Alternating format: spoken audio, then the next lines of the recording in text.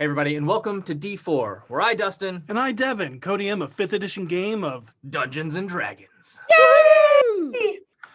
We have a few announcements, so we're going to keep a few of these short today. This is your weekly reminder that if you love Click Claff Math Rocks, Loving Dice Goblin, and want to support us, go over to dieharddice.com and save 10% off your purchase with the discount code D4MAY. Yes, it is Asian American and Pacific Islander Month. It may not seem like a big deal to some, but it should be. How many of us love anime or manga? Have ever fantasized about being a ninja or a samurai? Ordered sushi, Korean barbecue, Chinese food regularly? The AAPI community and culture enrich our lives in 1,000,001 ways that we take for granted, without even mentioning the ways they've improved it throughout history. So in honor of AAPI month, we are encouraging you all to reach out and give back to support the AAPI community. This week, we encourage you to be on the lookout for RPG Southeast Asia, also known as RPG SEA. They were just recently successful in fully funding their Kickstarter for Our Shores, originally set up as a compilation of 3 Asian-inspired RPG game systems and stories. However, thanks to their backers, they unlocked 5 additional playbooks that will be available that are all Asian-inspired and vastly different, ranging from apocalyptic fantasy to GM-less RP modern social game, Filipino lore-inspired mech battles, and more. Remember to appreciate and love the people just as much as the culture they bring into our lives by being excellent to each other and stopping Asian hate. Yes. Next week, Dustin and Babs the Bat will be celebrating their 1 year of marriage and disappearing for the weekend. So congratulations. So that means that we are doing a one-shot, but not just any one-shot. Rhea Sunshine herself, the wonderful woman that is playing Vinley Galanodel, will be running a 5th edition D20 Modern 20th level one-shot called Poppy's Playhouse. It's a setting, and instead of the saddening chaos we experienced in 2020, the world instead was overcome by magic. Over the past year, people mutated into new races, dragons birthed themselves from the cosmos, and some chosen few started having access to arcane abilities. For our lucky protagonists, they have all been personally chosen to participate in a mysterious TV show called Poppy's Playhouse. Tune in next week to see what 20th level modern characters they create and what happens to them live on TV. Yes.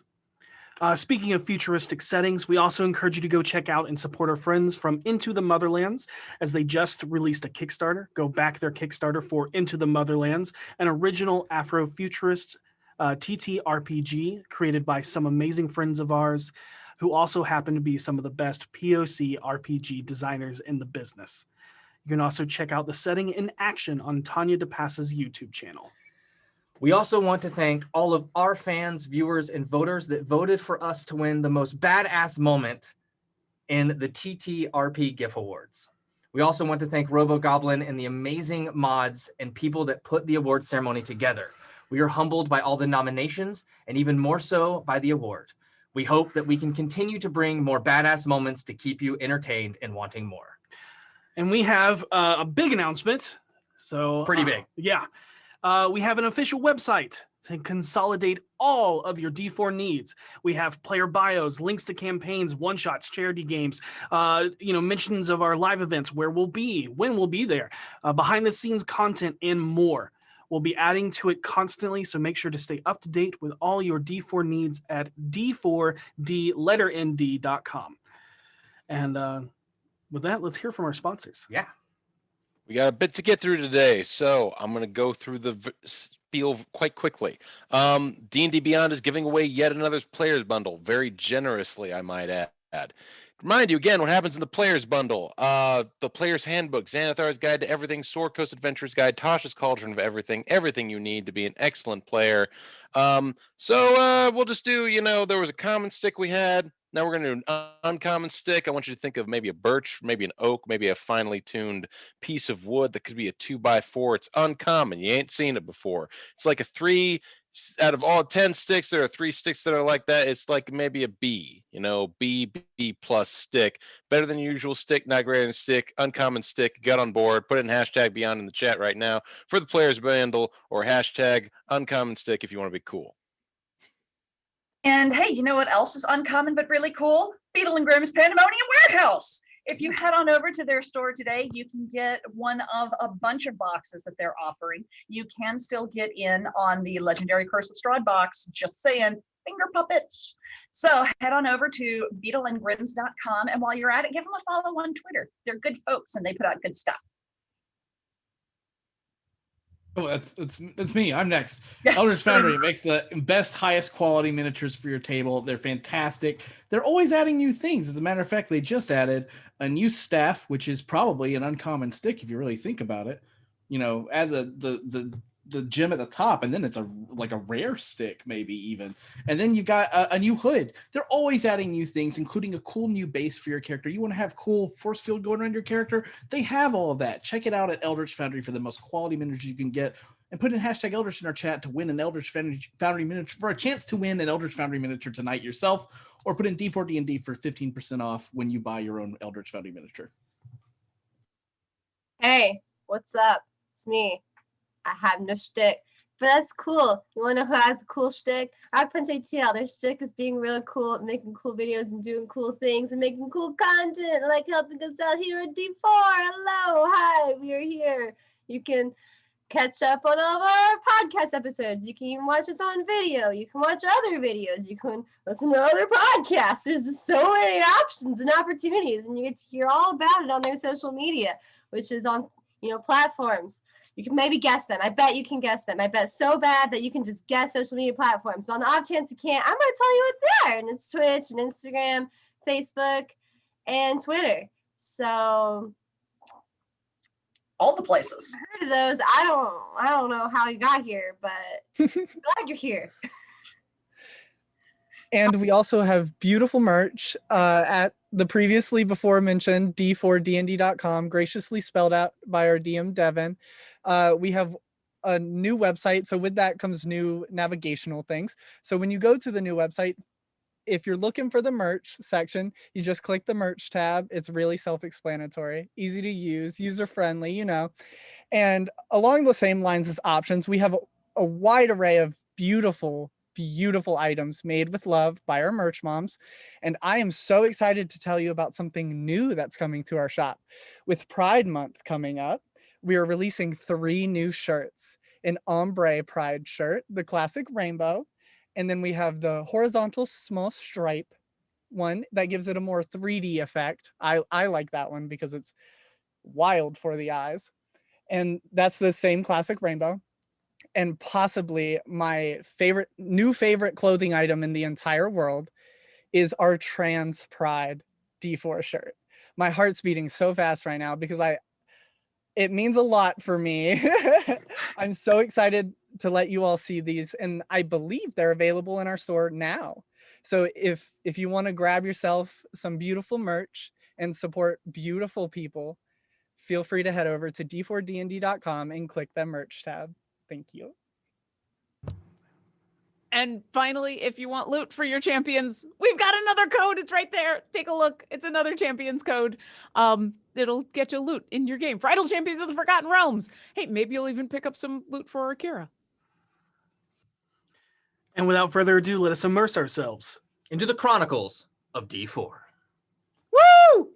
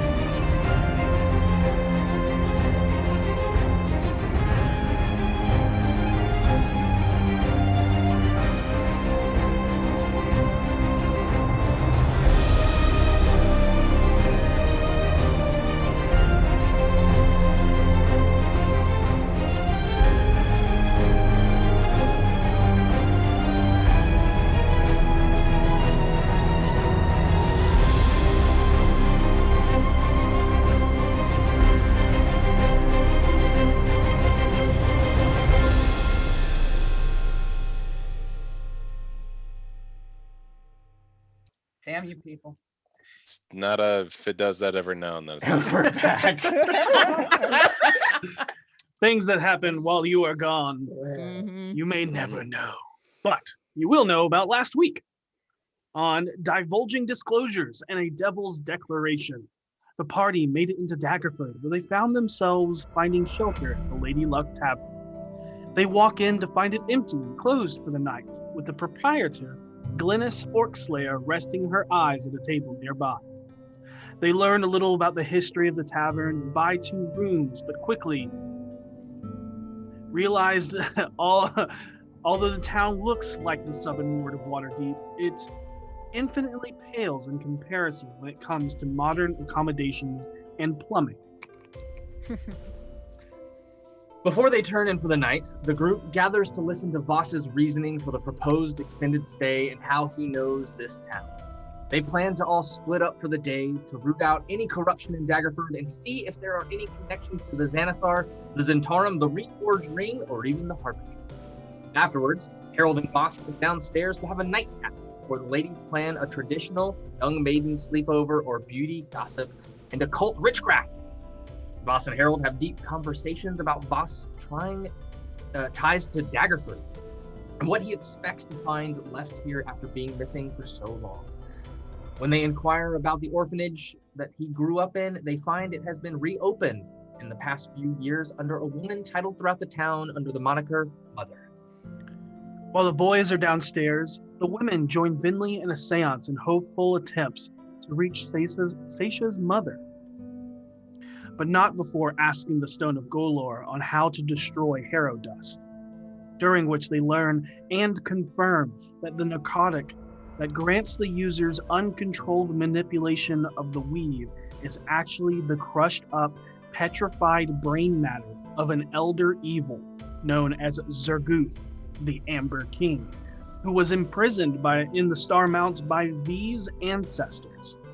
However, their night does not get any brighter as they call forth the soul of Seisha's mother, but instead end up inviting a dark entity into Vinley's body, which turns out to be the powerful pit fiend Bozka.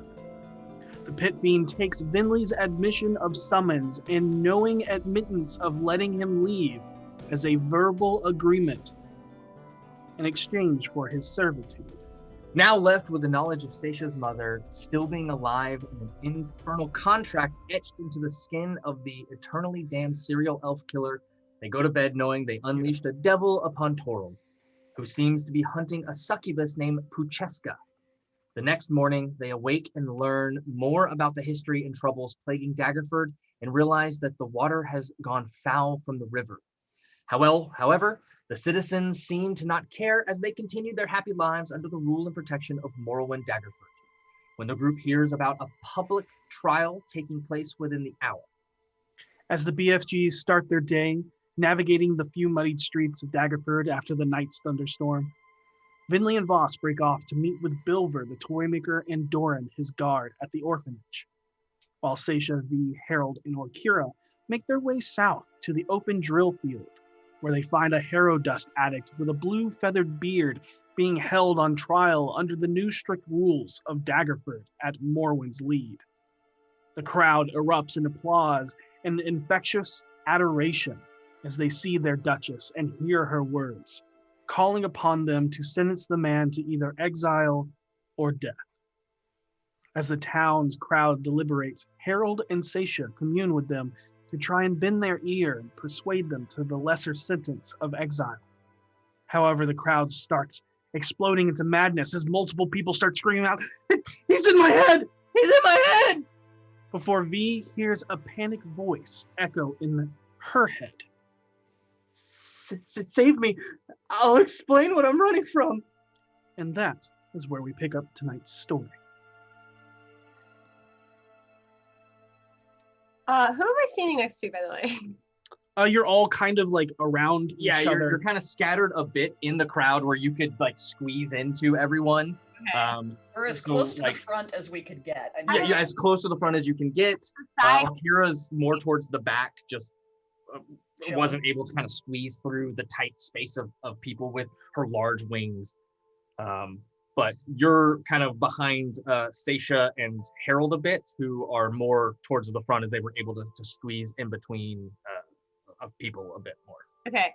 I put my hand immediately on whoever's in front of me, which sounds like Seisha, and I just say, I don't know how he's projecting thoughts into my head, saying that he can explain himself and to help him.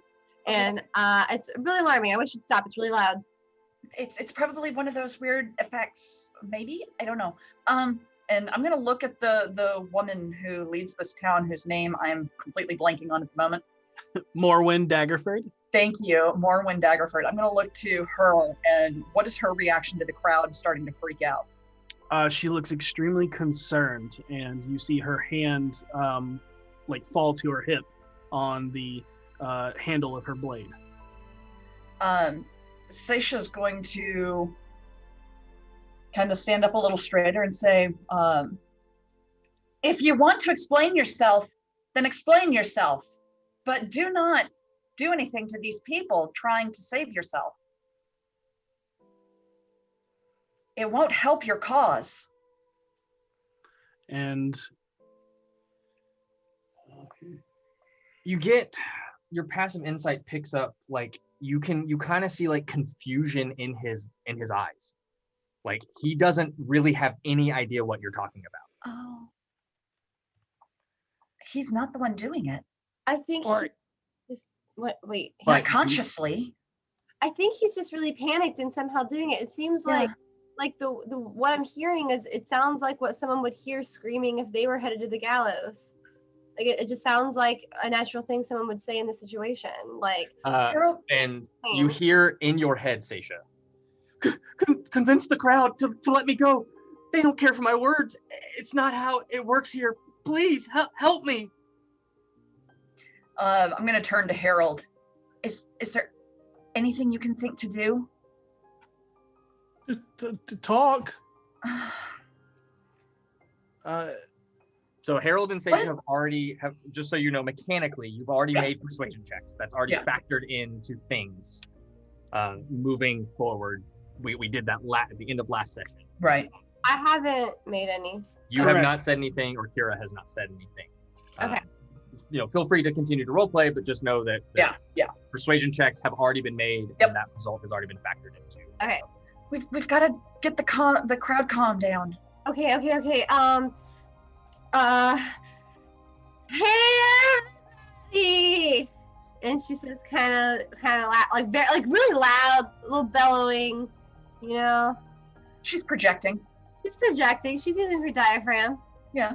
Very large. Natural thaumaturgy. You know, does how much attention does that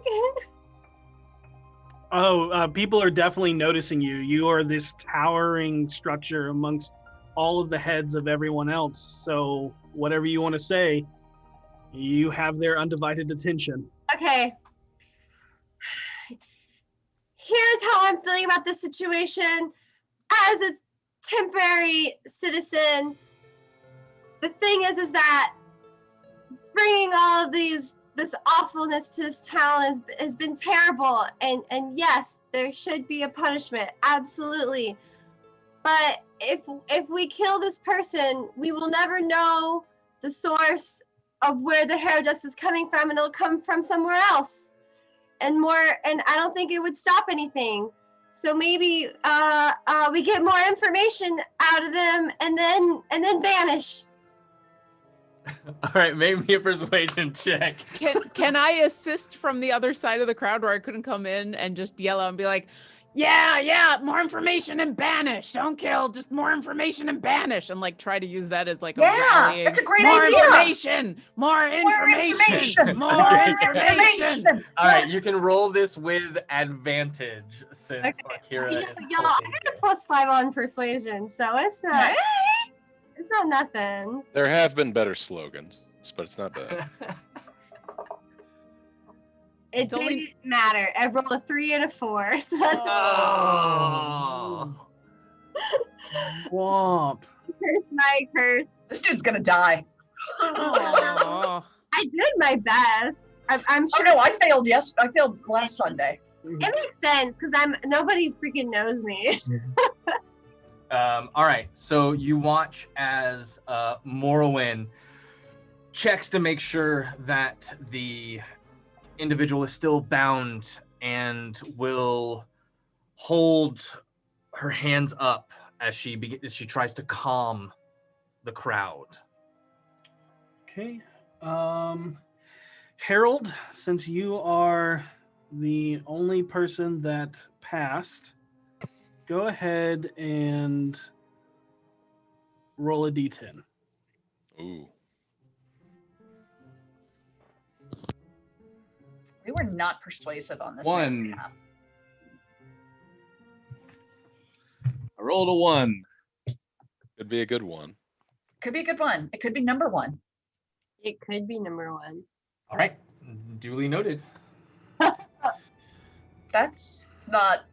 Hate that. No. It's double executed. Is this guy the? You will remember this. Is this He's the getting only person? extra executed. Yeah. Is this the only person on the gallows being adjudicated at this moment? Yes, the only one. Okay. And you. Right there, yeah.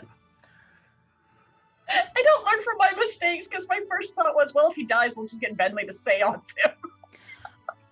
You know what? I was just looking at like, Uh, how quick could I get there after he's dead and be like, all right, you Right. killed him. He's mine now.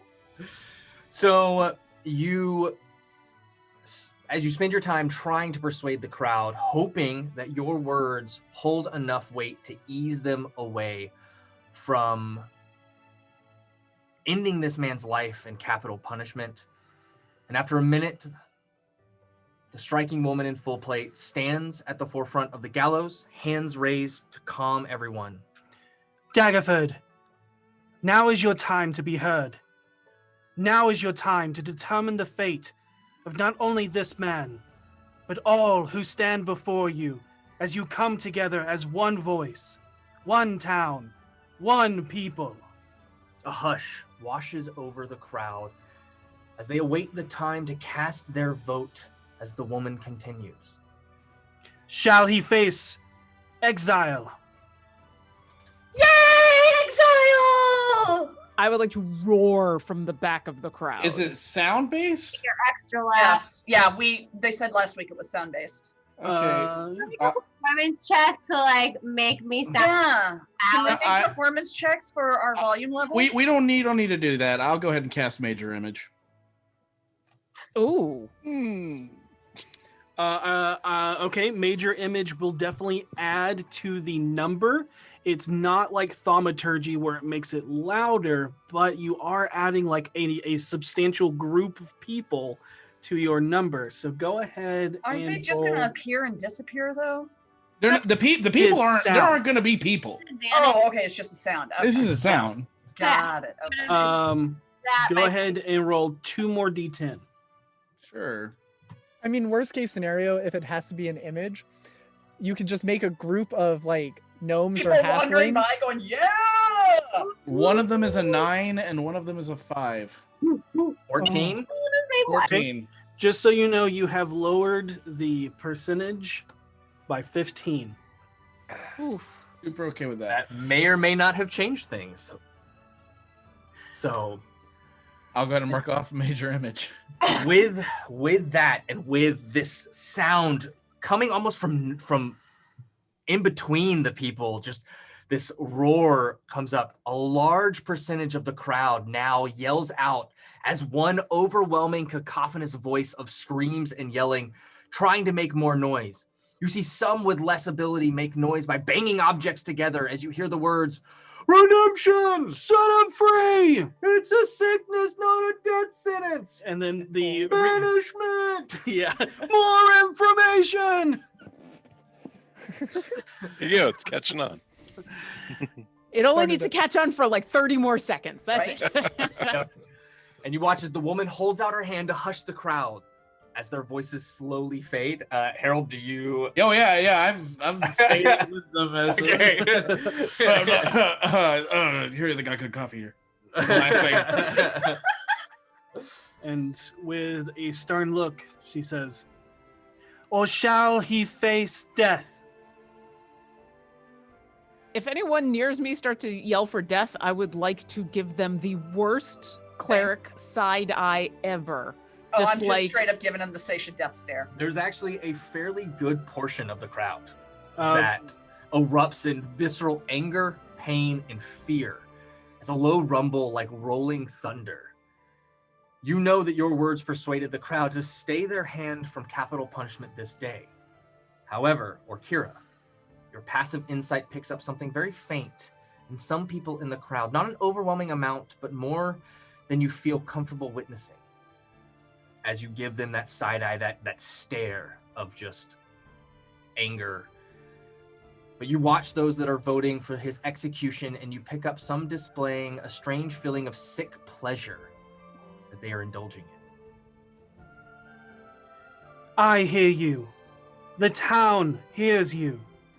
Know that I too understand the heavy burden of what releasing this man means, and my heart aches in fear with yours. But it also has hope.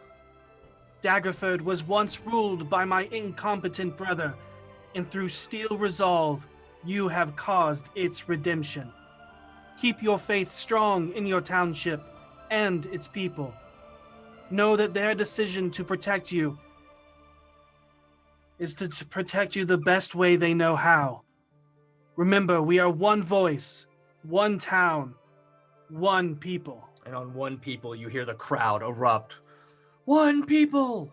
And they kind of slowly some start to disperse as there's going to be no execution or show, basically. But a few stay and linger to watch what happens. But you all watch the man be escorted down the stairs as he looks in your direction. He reaches the bottom where he is met with the Duchess, and through the crowd, Orkira and Sasha, you two can make out a few words from their conversation. Before, I would like, with your Goliath and her village. Know this, Goliath. Are they your friends? They help spare my wish to give them. Speak fast. Gods will cut you down if you chance. Plain myself and then never on this town again. Very well then. Start walking. He's coming over to talk to us, but he's got to be quick. Keep eyes on him and the others.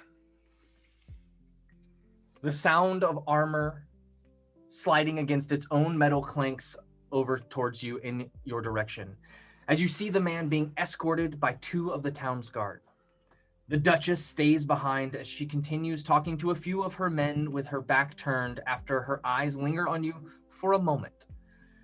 The disheveled man with the blue feathered beard that reaches past his chest shambles up to you, bound in hemp rope at the hands and feet.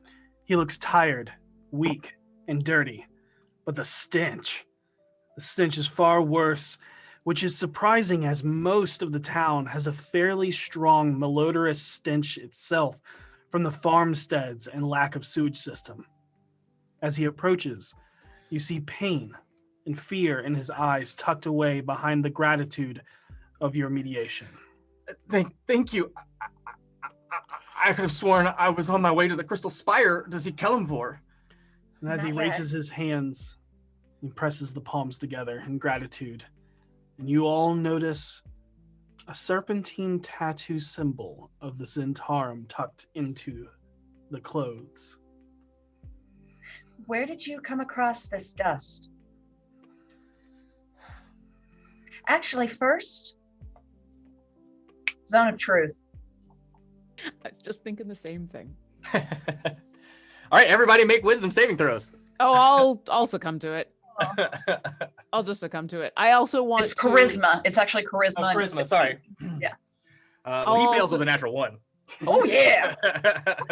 He's telling me. I fail with a natural 1. I love when Harold fails. While she does that, I would also like to. He's got 2 guards with him. Correct. Okay, I want to approach. If one of the guards are right there in the zone of truth, that's fine. But like, as this is happening, I want to approach one of them to ask to be able to examine him before they leave. Say again. Sorry, what was that last little bit? Or while the Zone of Truth is going off, Rakira is going to approach one of the guards and say, "Hey, I'm trying to learn more about what's going on with people with this arrow dust thing so we can get rid of it. Is it okay if I examine him before he leaves?" They give you a look, like not quite sure what you are. Like seeing that you are a dragonborn, but the wings and the tail, you're definitely different than probably the few dragonborn that they've seen. And one just kind of utters out, not kind of just thinking out loud, not really knowing that he isn't keeping his thoughts to himself. And he goes, "Is she on Herodust? No. Turn her into a dragon?" And he realizes that he's saying out loud, and he's like, "Oh, I'm so sorry. I'm not really." It's all right. Listen, I'm super used to it. It's fine. No, this was something else. You don't have to worry about this thing. No, but I want to examine him while we're questioning him so we can try to figure out what's going on. And I kind of, the one that just made the gaffe, I'll just kind of give Dragonborn puppy dog eyes to, like, hey, take a little pity on me after that little mess up of yours. Okay. Go ahead and make a persuasion roll. Yep. Okay.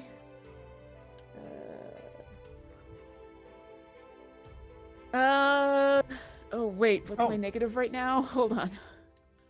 4, I think, today. 4, yeah, because you had a long rest, so you're to 4. Oh yeah, because I was at it. Okay. Then that's a dirty 20. Okay. They both kind of nod. We're gonna stay close, but that's fine. I'm not gonna do anything weird. I'm just gonna examine. You say that you've encountered this dust before. My friends have. This is new to me, so that's why I wanted to take a look, see if there's something I could do to help. See if all we ask is that you keep us informed of anything you find, so that we may know what to look out for in the future to keep our citizens safe. Yeah, sure. Yeah, you can just watch. I will. And I'll wait for Seisha to be done with her questions. So you asked, where did you get this harrow dust? And you see your passive insight sees a kind of a roller coaster of emotions that starts out with guttural fear and terror in his eyes, to shame and sorrow. And as he kind of just like ducks his head down.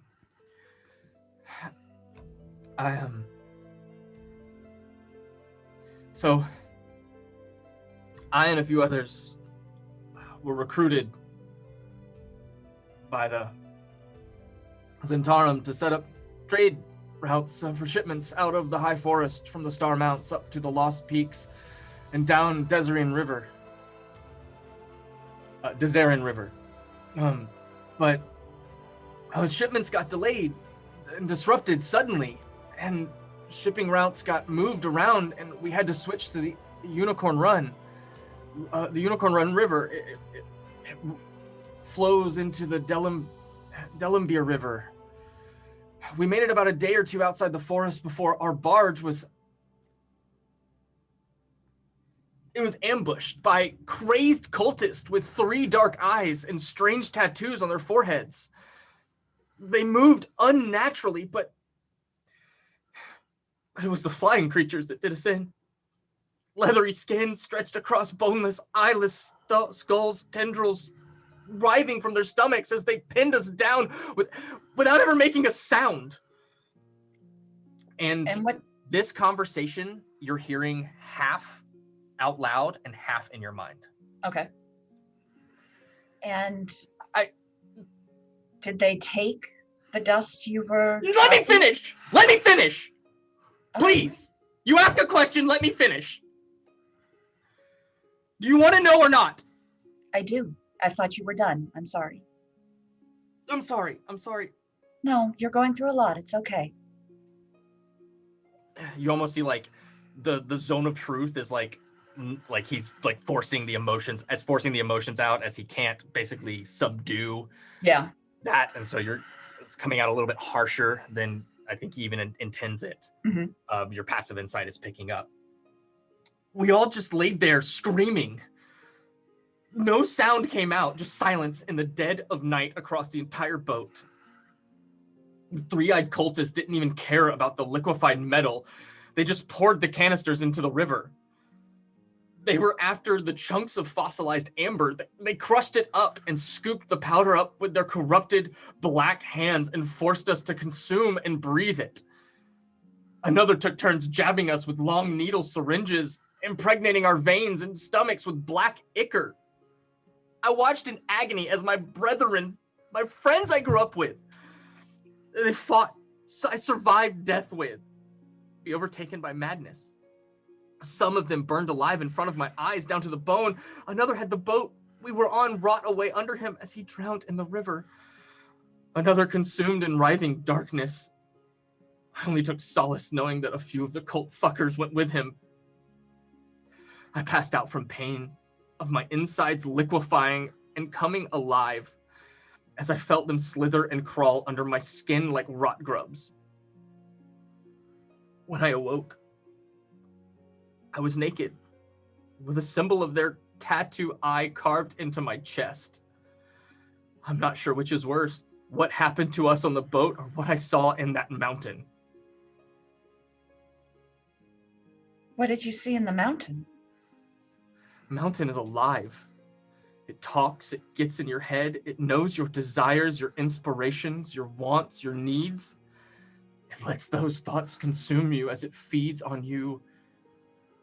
And the miners are like zombies, emaciated husks that feed the living flesh that holds them. That's not all. There's something else down there. Something big. Something...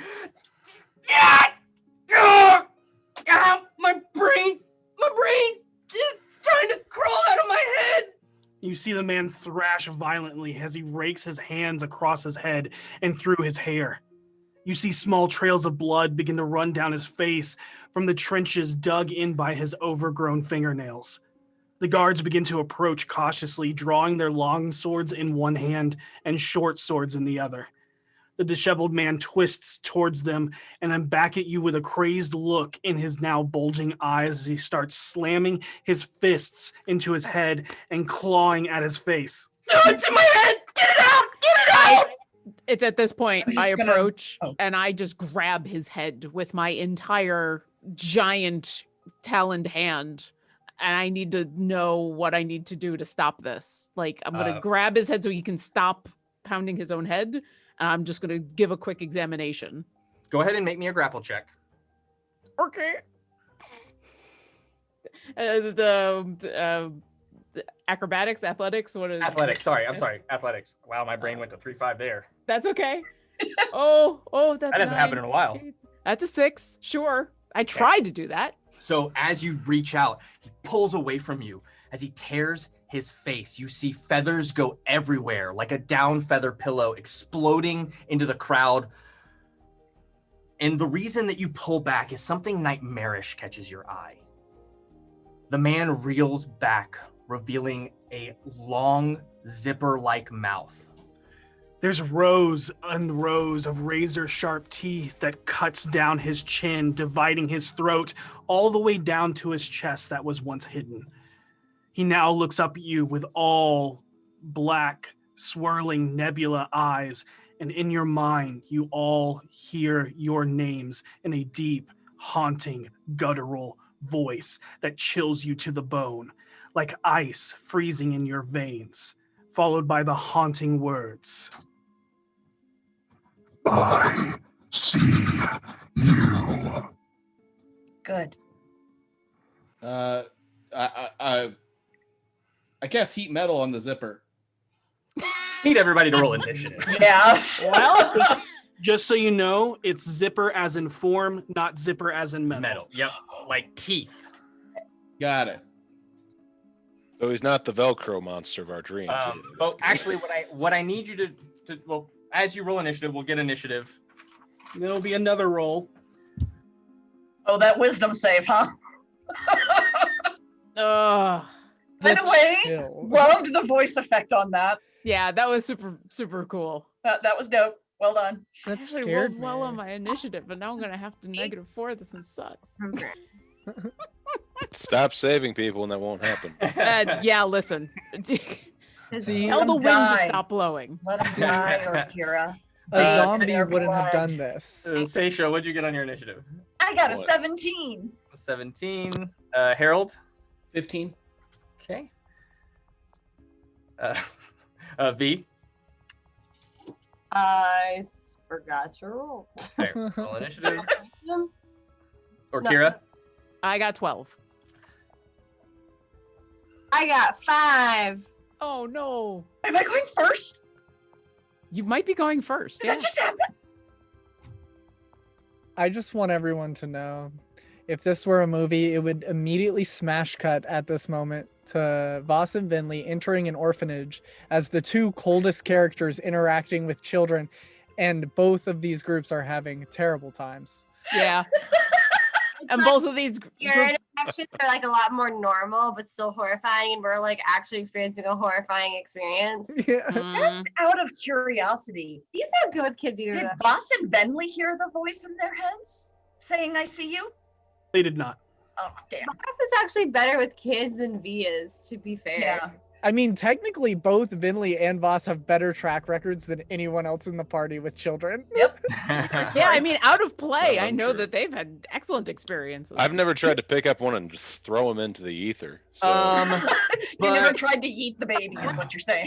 While I We got can- initiative, go ahead and roll me sanity saving throws, and let's go ahead and show you what you're looking at. Okay. And then remind me, since this is Orkira's first sanity, this It is the average of your intelligence and wisdom modifiers. So add your wisdom modifiers together, divide those by 2. okay. So I have a -1 intelligence and a +5 wisdom, which gives me a 4, and I'm at a But- -4 for everything. So this is just a no, 'cause straight then roll. It becomes a So 2. it becomes a because you have 2. to divide it. Because you divide it Oh. by 2. Average it. Because So it's the it's average. 2 minus 2. 4. -4, which means I'm at a -2 for this Negative right 2. now. But you're next to Seisha, so you So have you a get +3, +3, so baby. you're +1. Plus So I'm a 1. +1. Plus 1. Wow. Math for the win. I was about to Okay. say, speaking of 3.5, Yeah. Oh, yeah. right there, right there. Some Seisha, hardcore what'd you get? tobacco moments. I got it. 21. All right. Okay. Harold. 15. All right. All right. Those all failed. They failed. She passed. Or Kira. 11. Oh, no. Okay. 2. All right. 2 guard. One of the Quick guards get. passed. One of the guards failed. And V. You round up because mine's 3 divided by 2. It would be round down, so it would be +1, +3. So you'd be at +4 to what you roll. 19. 19? Yeah. Okay, great. You are fine. Or Kira, I need you to roll me a D100, please. Sure. Oh, honey. Welcome to the BFGs! Yay! I knew. 59. All right. Welcome to the BFGs. Now make your sanity check. I'm gonna have Okay. some nightmares to talk to the Phoenix about tonight. y'all know what This- this means. Mm. Orkira's officially part of the Void Club now. She is! We gotta get her a jacket! Yeah. I mean, I've already experienced Eldritch horrors, so really. Yeah, but now you're in the Void Club. It's very Ah. exclusive. Yay. Only the chewiest brains get in. Listen, I've already had my brain eaten once as well. I don't need to do See, this so you're again. tenderized. Oh, jeez. Oh, okay. I can't see. So I'll tell you what you'll do on your turn. Yeah. Once we get there on how we'll determine that. All And right. we'll get those descriptions and everything to you on your turn. Seisha, you are up first as you see this. I'm sorry, I've never gone first before. All right. Oh, I add that in. Hold on, sorry. One more thing before that happens. And then everyone around you starts going mad, screaming, yelling, crying, laughing. Some stand still and look towards the heavens with glossed over eyes, while others run in panic away from those that lash out violently towards their closest citizens. Yep. And do they go first? And we should have just voted to kill him. Yeah. All right. So Well, actually, we got before you needed go, information this way. the layer action happens. Seisha. Yep. So. Damn it. Stupid layer. Now, the layer doesn't count Layer as went first. you're still going first in our hearts. Oh, thanks. That's what really matters. Mm-hmm. I'm just really excited that the big bad thing is like right next to me. That's thrilling. Who's that? All right. Let's see. And then roll it one more time. Yep. To determine. That is a All lot right. of people. You watch as the crowd turns as you watch as several of them lash out. The two behind you, or Kira, reach out and just swing at whatever's in their hands, their bags, their fists towards you. Does a 15 or a 16 hit you? 16 is my AC, so the second one hits. Okay. So you will take, I got it here, 5 points of bludgeoning damage as one of them just like slams a cane against your side. Ow! Grandmother, no! And Morwen is fine.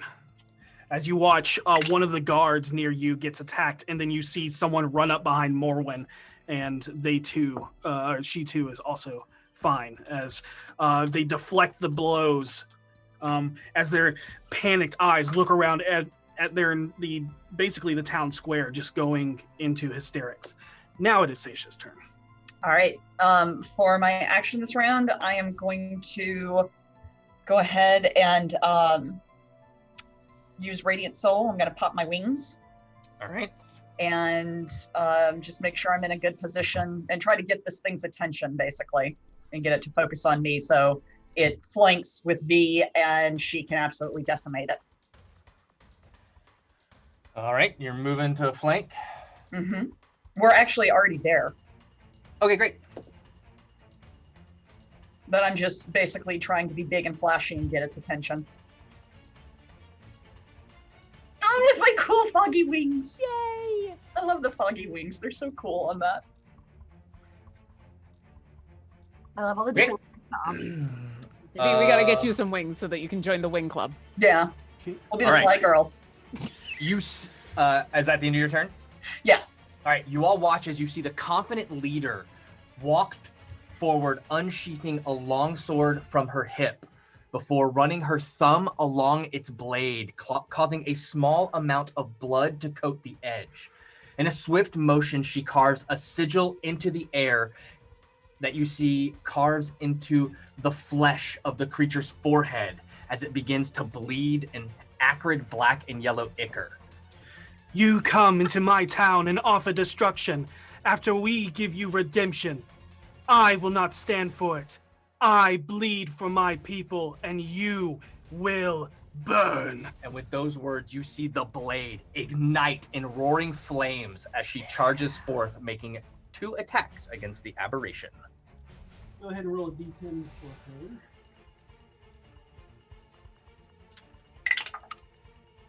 Or she'll take 4 points of damage from the cut down her finger, her arm, thumb, and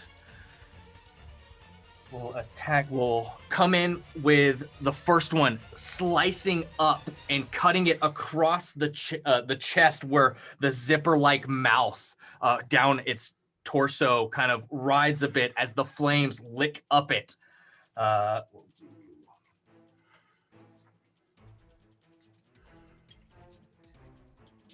As it has a blood mark, is going to do extra damage. Yep. Yeah, it does.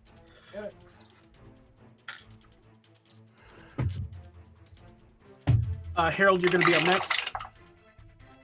It was a lot of dice. It's nice to not be on the receiving end of that. It'll take 26 points of damage. That is both slashing and fire. And fire? It's not. No, okay. And you watch as she carves up and then comes again with the second attack, but this time it moves back as its body almost moves in a way that it shouldn't. Like it kind of folds and twists and contorts out of the way as the blade misses wide on the second attack. Harold, your turn. I'm going to cast Dissonant Whispers on the aberration to try to get it away from the crowd. All right. That is a wisdom save? I believe so, yeah. Is it? I don't think it is. It's not a. Is it a charm effect? I don't think it is. Fill save. See. It's you whisper a chord melody that only one creature of choice within range can hear, so he can hear it. It doesn't seem it's a charm effect now. Okay, no worries. Okay. That is a 23.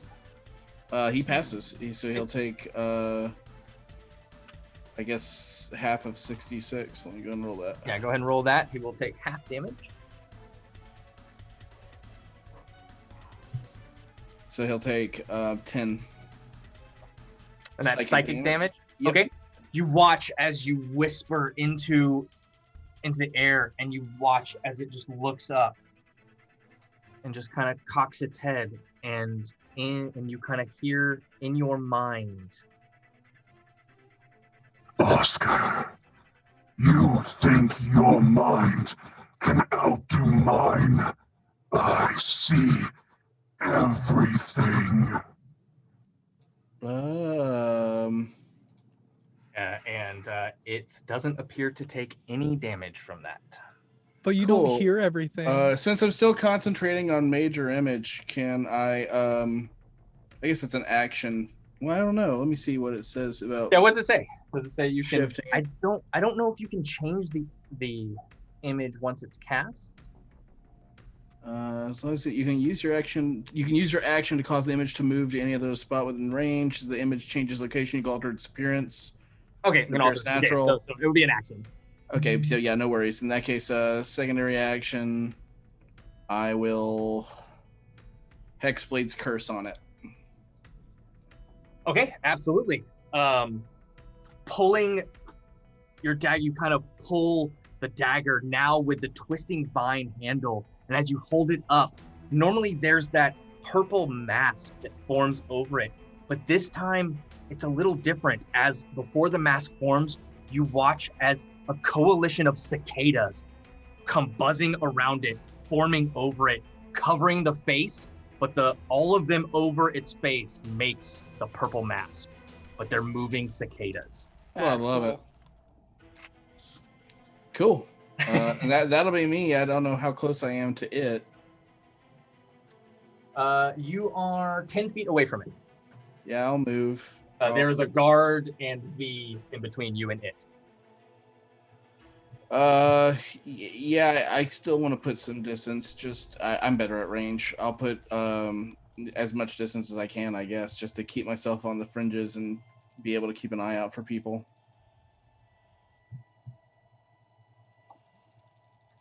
All right, Orkira.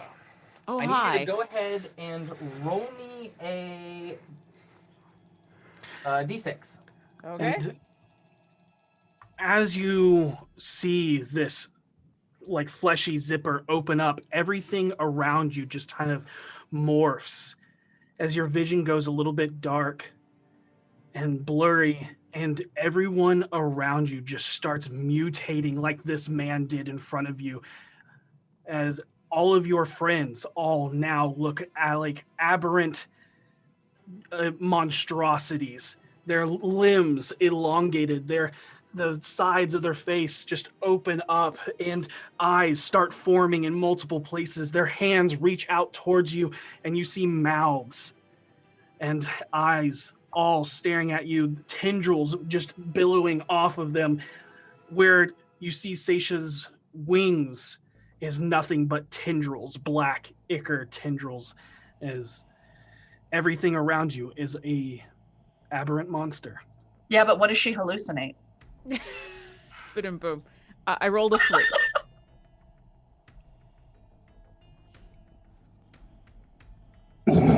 Kira Iltrex, I see you.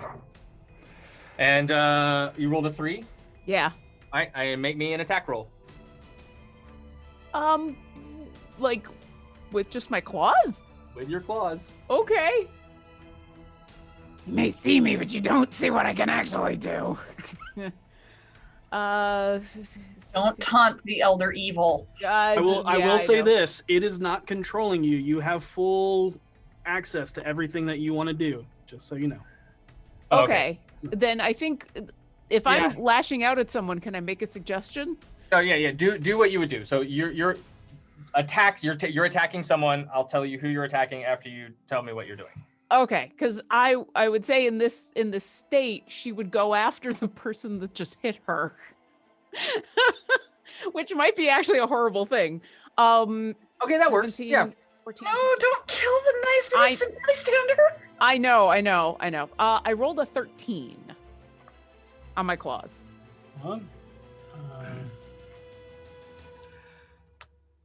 That definitely hits their armor class. Okay.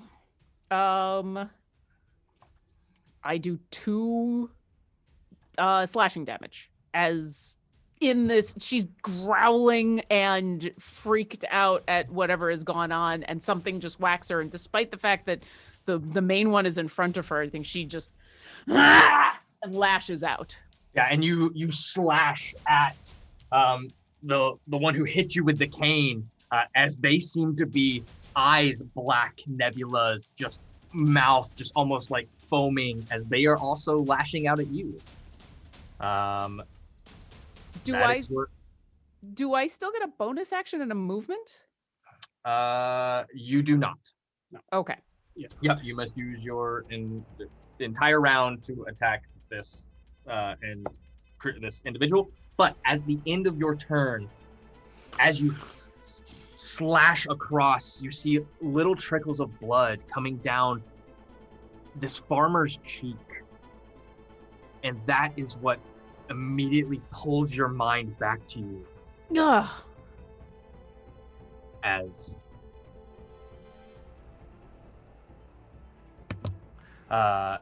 you look around, you have complete control of your actions again. You no longer see the world as tendrils, other than the one that actually has tendrils. Who actually has tendrils. The farmer I slashed, they're still alive? They're still alive. Okay, good. They do. But they have like this nasty, like clawed gash, raked across their face. Yep. But it does not seem to matter to them at all. Nope. All right. That is Orkira's turn. It is now the creature's turn. Mm-hmm. What are you going to do? Yeah, for real. Yay, love that turn. Okay, after the creature's turn, it will be the guard's turn, and then V. So V, be at the ready. Mm-hmm.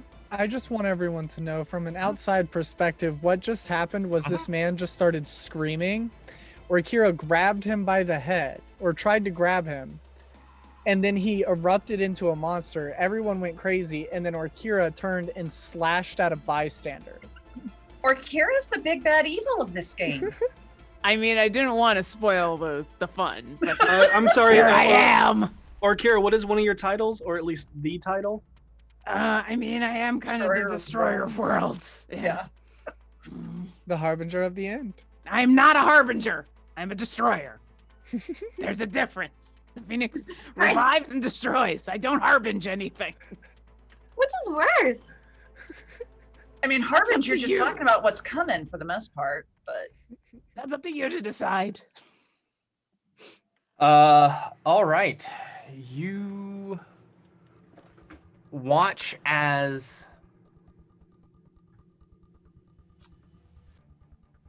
Seisha, as he turns and looks at you with your wings out, mm-hmm.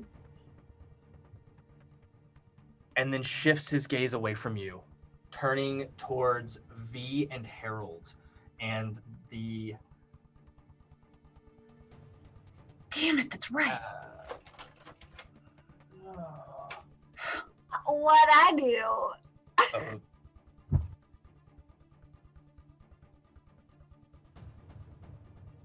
I think Harold is. Also, in this moment, another smash cut. Vinley's like moving away from a child with a snotty nose, and she's like, "Don't touch me! Don't touch me!" It's a kid with like peanut butter and jelly on their hands, going, "Oh, your dress is so pretty!" And she's just casting prestidigitation at all of them all at once. Yeah, we'll see if that's what you're doing when we cut to you. Can't keep your prestidigitation. Can't keep up with their snot. No. As you watch as it turns its gaze away and looks towards you, V, and Harold, towards the guards. You watch as its eyes kind of flare in that black nebula sky that you fear all too much, V. And as it does, the world around you begins to distort. I need you, both of you, to make wisdom saving throws. Who? Me and V? Yeah. You and V, and then a whole bunch of citizens. I'm assuming I'm not close enough to. Yeah, I'm never saving another person. Jeez. That's good to hear. Trying to do the right thing, and we probably just killed all. No, because we got some really, really good information out of him. Also, if he'd been stabbed on, like, if we had done nothing and he was killed on the gallows, he still would have turned into this thing. Yeah. I don't think still you would've would been have. people I around. think you still have to have a living person for it to work this way. I will let you know this. He did not willingly turn. Yeah, that doesn't change anything at all. 13 literally does not change the situation in the slightest. All these innocent people are gonna die. All right. What did V, what did you get? 30-20. Hey, all Yeah. right. And Harold, what did you get? 13. Oh no. No. No. He's like, I'm done with this shit.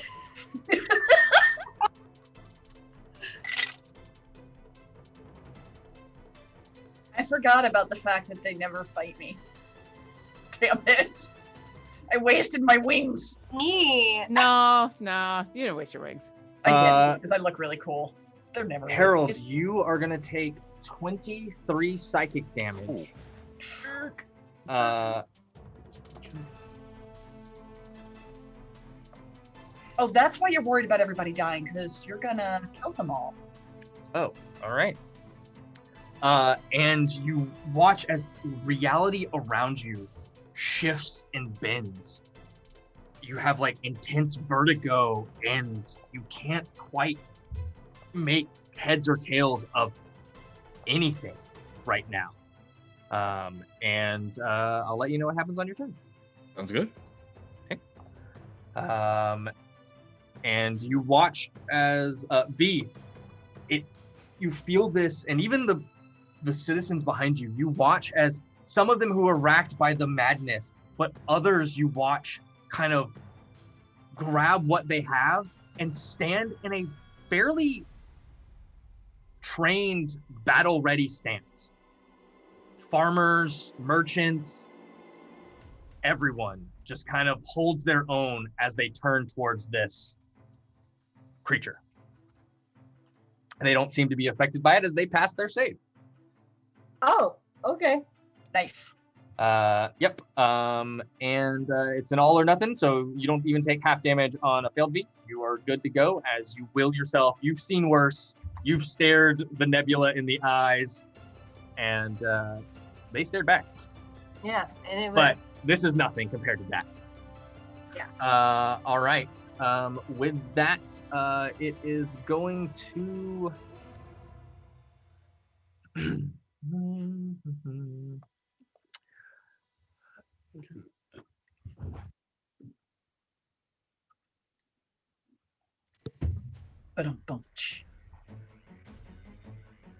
Unironically, I'm nervous for the orphanage now. You watch as it then begins to move its arms in a somatic way as it begins to cast a spell.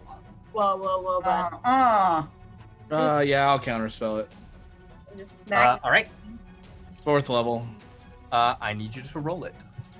Figured as much. Oh. Wait, can I ever just walk up to someone and smack their hands to interrupt the spell? What am I rolling? You're gonna roll a d20 and you're gonna add your charisma modifier. You Okay. used to be able to, Katie. You used to be able 17? to. 17's enough. You watch as he begins to mutter in a language no one understands. I think someone does. The only person who does is not here right now. Yep. She is at the orphanage. Yep. Okay. And you watch as for a brief moment, everyone in a 20-foot radius centered on them grabs their head as you immediately hold your hand up and pull forward as the cicada mask pushes itself into the face of this creature as you successfully counterspell the spell. Into the zipper mouth. Can we know what it was? Oh, I know it's going to be a no, but That's what it would have been. That is what it would have been. Oh, That was a good counterspell. that was a good Yeah. counterspell. That was a clutch if you- counterspell. Yep. And if you want to Arcana now, you're more than welcome to. I would love to. After the fact, just to see what. Yeah. it was I feel cast like with. I know what it is. I'm gonna text Justin and Devin what I think it is. 17. 17 does not. You're not sure. 17 would be a 2nd level spell, so it is Okay. beyond that. Yep. All right. That is its turn. It is now the guard's turn. One of the guards. You watch as he just kind of slack jaws and stares, very similar to what V has done in the past, and just doesn't move as his eyes go black. The other guard, on the other hand, is going to draw his longsword and short sword, or which he already had drawn, and is going to move forward and make attacks against it. Is going to make 2 attacks with his longsword and 1 with the short sword.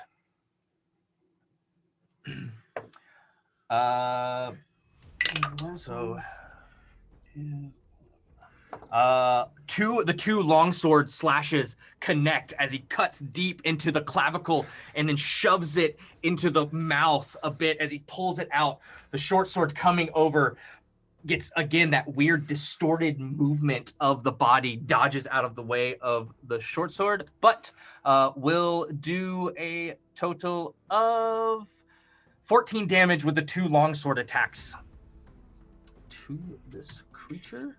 And V, it is your turn. Wasted Oh V. boy, and I'm like not insane, so what the fuck do I do? You can do something. Okay, so it's that pink thing next to me on the map, right? Yeah. Correct. Smack it, I guess. So this is okay. I'm sorry. Refresh my memory. He is a person who transformed into that. Correct. Yep. Okay, I want to hit him non-lethally then. Okay. So I want that said. But we still gotta hit him real hard. Are you doing anything before you attack? I Or you didn't doing- rage because I felt bad and I rolled an 11 and I don't think that hits. 11 does not hit. You can still reckless, even though you're not raging. Yeah, I'm gonna reckless. Okay. You are flanking with Seisha. Oh yeah, you have advantage. Oh, You're yeah. flanking. So no need to reckless. Okay then. Flanking with Seisha. Yeah. Is it 24? 24 will hit. Okay. Yep. Roll your damage. That'll be wow, garbage damage. That's 7. 7 points of damage. All right. I was like, get some sort of bonus for with the flanking, but I don't think it. And you bring out your Bahir blade, looking at the crowd just panicking around you, and knowing that, or at least hoping that there's still something left of this man inside. You just take the butt end of your blade and try and avoid hitting anyone else, bring it up and just conk him right on the head. But it seems that even when it hits, the flesh gives a little bit, which is very unnerving. Man, I want to settle for a concussion, but like, damn. That's your one attack. You have 2 attacks. Oh, right. I'm sorry. Because the first attack failed, I forgot about the flanking. So we're gonna. Woo! Natural 20 now. Yeah! That'll definitely hit. Remember to max your dice in the first, and then add. And it is 26 points of damage this time. Oof, nice. Yes. That hurts. Carve that thing. And you feel the flesh give way just a little bit, and there's a small panic as you're like grossness, and you just bring it up and just without thinking, just hit him again real hard in the head, just thunk, and you see him reel back, and his chest opens up, and you see these teeth and this void of a mouth open from his throat, like his mouth down his chin and his throat and his chest as it screams out in your mind. Yeah, V is immediately regretting not hitting lethally. She's like, That's super fair. Fair. That's a good reaction. Yep. And with you gonna move? You gonna stay there? She's gonna stay because she feels like everyone around her has like lost her mind and feels a responsibility to not kill this guy. So she's not moving. All right. That ends your turn. That brings us to the top of the round to the layer action. Damn it. And then I got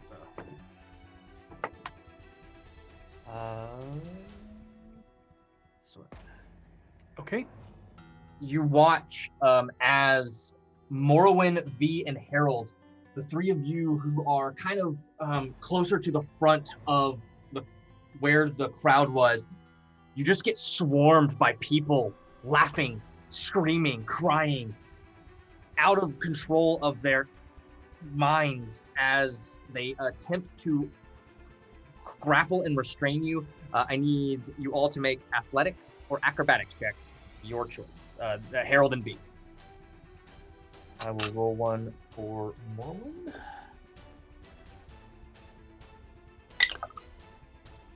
Is it acrobatics or athletics? Athletics or acrobatics. Okay.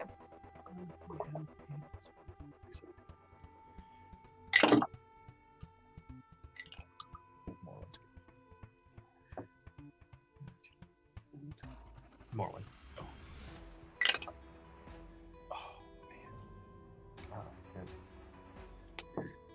All right. What'd you get, V? 21. 21. All right. And Harold? 23. 23. Nice. Did you do acrobatics? Yeah. Yeah. They come in and you just kind of duck and weave out of the way as they just collapse to the ground of where you were standing. V, they come up and just grapple around your leg. They're there.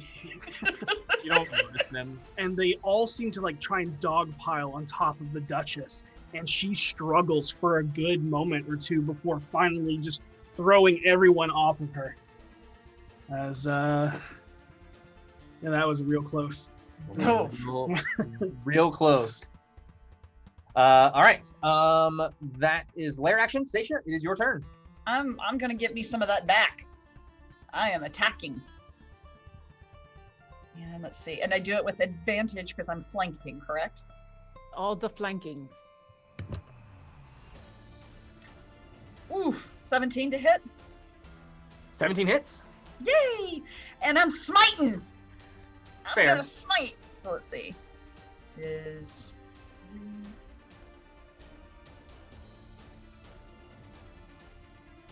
3? Yeah, 3. Oh, what the heck? Let's go 4.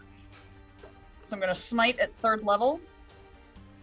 And that's gonna be 20 plus, hang on, I've gotta add my D8 for my weapon. Sorry, this is the first time I'm doing it through D&D Beyond. It's all good. Do you need the damage separate? No, you can give it to me all at once. Okay, so that's 22 plus 9, 31 points for the first attack.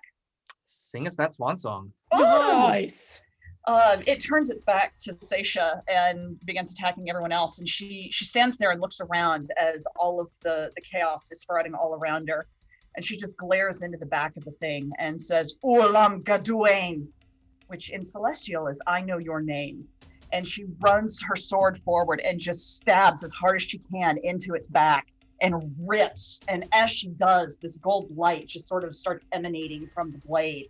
And it sort of swirls around the tentacles and begins to grapple the tentacles down so that it's bound as she pulls her sword all the way up through it, basically slicing it from the middle up through the top halfway. As you go to do this, there is but a small moment where you subconsciously hesitate to attack this creature. But through Agama's will and being, you force your blade through, coming out the stomach, open mouth of the other side as you pull up, and you cut it straight up as it then kind of wilters like opens like a flower. Yeah. Before dissolving into black ichor. Fatality. Oh, And we did it without the crowd dying. It's a miracle. You did?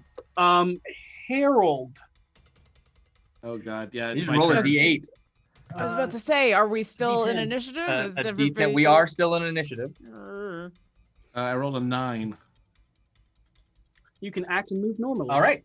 And then it goes away. So yeah, no ill effects from that. Hey, You were all under right. the effects of confusion as reality was warping and bending. I hit around. myself in my own confusion. But you close your eyes for a moment, and when you open them, everything is calm again, and the creature is down. Only the black ichor remains. And with the fight ended, you see most of the guard wrestling with the panicked and ravenous civilians, mainly focusing on the ones trying to kill each other out of delusional fear. It takes about a minute for those that were around you to regain their composure as Duchess Daggerford goes to stand on a crate to address everyone. Citizens. Oh, you were going to say? I was gonna say, as this is all happening, the one that we attacked each other, I want to reach out and do a quick, I'm really sorry, and do a cure wounds on them and heal them for way more than I hit them for, 12. Yeah, exactly. Okay. And they kind of like, oh, thank you. I'm so sorry. I don't know what happened. I don't know either, but yeah, go get to safety. Get to safety.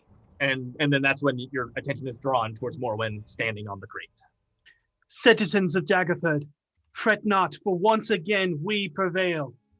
Our enemy aims to strike at our minds now that we have our strength, but we will not fail. Let us give thanks to these brave fighters who aid us in this time of need. And with that, the crowd resolve begins to bolster once again as you hear them begin to praise you with applause and cheer. The knightly woman hops down from her impromptu soapbox and returns to you. And approaches the four of you. Yep. It has been a spell since our last adventuring group stopped by, but we're glad to have you here. See, Daggerford was built on the backbone of adventurers, and we wouldn't be here where we are today without them, without you. Glad to have you here. Welcome to Daggerford. I am Lady Duchess Morwen Daggerford. Who might I have the pleasure of thanking for helping save my town? Well, Us. this is V Federock, Hi. and this is Orkira. Orkira, I don't know your last name. It's a name I don't use that often. Eldrex, because that group isn't around anymore. But hi, Orkira. You can just call me Orkira. And Harold Hobbleton, Hi. and I'm Lore Seeker Seisha Velisbard. It is a pleasure to meet you. We're most of the BFGs, an adventuring party. I was just about to ask. BFGs, does it stand for something or is it purposefully vague? No, it stands for something. It stands for Best Friends Guild. Fucking giants, me, hi. It's purposefully vague. And you see a smile creep across her lips, and she nods. Well, Big Friends Guild. How long are you staying? That's a good question. Probably about a 10-day. Maybe less. See how it feels, you know, nothing. Little concerned about trying to track down this Harrow Dust route that he was telling us about. A little worried it's affecting the local ducks and the animals. You see confusion just wash over her face with that, but then goes back to Seisha and goes, what do you mean? What was he saying? What did he want to speak with you about? When he came over and was speaking to us, I cast a zone of truth and asked him where the Harrow Dust came from. He was a runner. He was bringing it down from the mountain. And we got his route. They came down the Unicorn River, or the Unicorn Way. Unicorn Run. Unicorn Run. I'll get it eventually. He came down the Unicorn Run, and they were attacked by creatures like similar to what he turned into. And there were some cultists that attacked them as well. If you see anyone with tattoos of 3 eyes, that's kind of a nefarious group. We're from Waterdeep, by the way. We've been dealing with Harrow Dust up there, so. Mountain being alive? Huh? The Oh, mountain is alive. so you're aware of that? No, she asks questioningly. That is what he said. That may have been the Harrow Dust talking? No, he definitely said it was like warping his mind. Okay. But maybe it was, I don't know. I mean, as far as I'm concerned, like, that's not a far-fetched idea to me at this point, so. No offense, but that does not sound like Daggerford's problem. Until it makes its way into our walls. Once again, thank you. Mhm. Do you have plans for while you're in town? And you, Seisha and Orkira, you notice that her eyes kind of drift towards the amulet that's hanging around your neck. And is your book out on your hip, Orkira? Yeah, I think once we got assurance that she wasn't going to get killed for it, she would have put the book back out. So okay. I'm going to lie my ass off and say, oh, we're here to see the sights, just kind of get a feel of the area on our way to the next place we're going to. And Harold, from your plethora of accoutrement, which one is displayed? Oh. Or do you have them all tucked away? I have them all tucked away at most times. I just pull out the one that's most necessary in the moment. Fair. Wait, is the Zone of Truth still up? Yep. I never dropped it. Am I still inside it? Yep. I just thought of that. Would be, yeah. Okay, so that's not what I say. Okay. But I would attempt to say that. So And it comes out as. What I actually say is, oh, we're just investigating what appears to be some sort of like connection to a slaving ring.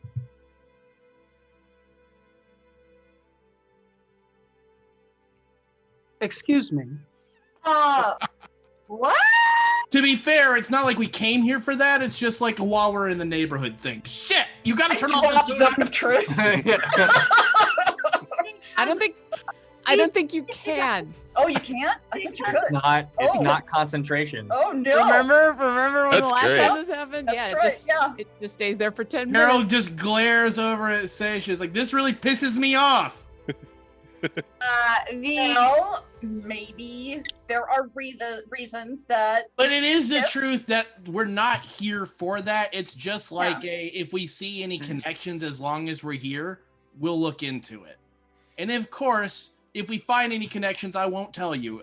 I won't tell you. Son of a bitch. Harold, He might why not, don't you but go I check on will. the others? If you want, I'll tell you. I'll tell you whatever. Oh, And all of you notice this disdain and like fully offended of what Harold is accusing Daggerford of. Oh, no, we Wash didn't over her and face. who was part of it. Whoa. Hey, Harold, it's not like Harold. I'm accusing them. I'm saying that there is a ring of people that might have been staying in Daggerford at some point that I need to look into occasionally. It's and a group that runs up and down the Sword Coast. Yes. And we are attempting to find where their footholds are. And the We last don't place have I any heard them specific being reason to think they're here, but we're investigating just to make sure they don't get a foothold here. The if they city's don't. nice. I don't have anything against it. You can tell I'm telling the truth clearly.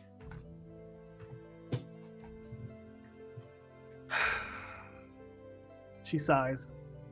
I'm proud to be a temporary citizen. It's just Our town has an unfortunate history and has had a recent unfortunate turn of events involving our river water. It's ruining our crops, reducing drinking water and bathing water, and the farm's animals are getting sick and picked off by roaming wolves. The only thing that has been sustaining us is the frequent rain we've had filling our cisterns. I may call upon you to investigate this. Of course. Okay. Do you have any idea what's causing the water to be fouled? And it's at this time you are all interrupted. There's a hairy man, very hairy man with red clay skin and thick black curly hair, cut short. He smells of iron and soot, and Orkira, you noticed that first. You thought something might be burning as you look and see this man approaching. And although he is wearing nicer vestments currently, his rough, strong hands help give away his profession as he presents a woman's breastplate to the Duchess. Forgive me, Lady Daggerford, but I have completed the breastplate and was wondering if you could spare a moment for final approvals. The woman looks over the beautifully crafted armor that looks like it is more for show and ceremony than it does for practical use, as it bends more to the female form instead of being constructed to deflect weapon blows. It is a dark, polished, almost black steel with elegant silver seamwork and inlaid and raised filigree that gleams even in the faint and pale daylight, stunted by the heavy overcast of the day. This is great, Ignacio. Can you hold it up for me? Yes. What do we think about extending the midsection? Her torso is a little bit longer. Remember? We talked about this. And what do we think about turning the silver edges into gold? She doesn't like silver. Let's just try it out and see how it looks, shall we? If we don't like it, we can do electrum, right? Thanks, Ignacio. You're the best, and we wouldn't be here without you. The whole time she's speaking to him, it's a weird juxtaposition of how you've seen her address the crowd versus how she interacts with individuals. She's polite the whole time, but your passive insight for everyone picks up that she's being performatively polite when she is actually disappointed. You watch as the man leaves with his head low as he heads back to his forge. And Orkira, with your incredibly 28 passive perception, you hear the man silently grumbling to himself as he walks away. How am I supposed to extend the midsection? She knows I've been working on this for a 10-day. You can't just hammer metal into the middle of or heat it and stretch it. Oh, she's fucking infuriating. Last time she definitely said polished mirror edges. You can't do that with steel. You have to do it with silver. She knows this. Now I have to change that. I might as well start over. Oh, only 4 days. Guess I'm not sleeping this week. As he's muttering under his breath, as he's just like grumbling as he heads back towards his forge. Morrowind turns to you and addresses the rest of you again. Where are you staying? Lady Luck Inn, I believe it was called. Lady Luck Tavern, yeah. Lucky Lady Inn. Lucky Lady Inn. Mm-hmm. The Lady Luck Tavern. Lady Luck Tavern? Oh, I have Lady Luck Tavern. Right. I had Lady Luck Inn. Or Lucky Lady Inn. Tavern. Lady Luck. As Duchess, I am sure of the name. But for helping us today, your night's stay is on my purse. And if I can call upon you tomorrow.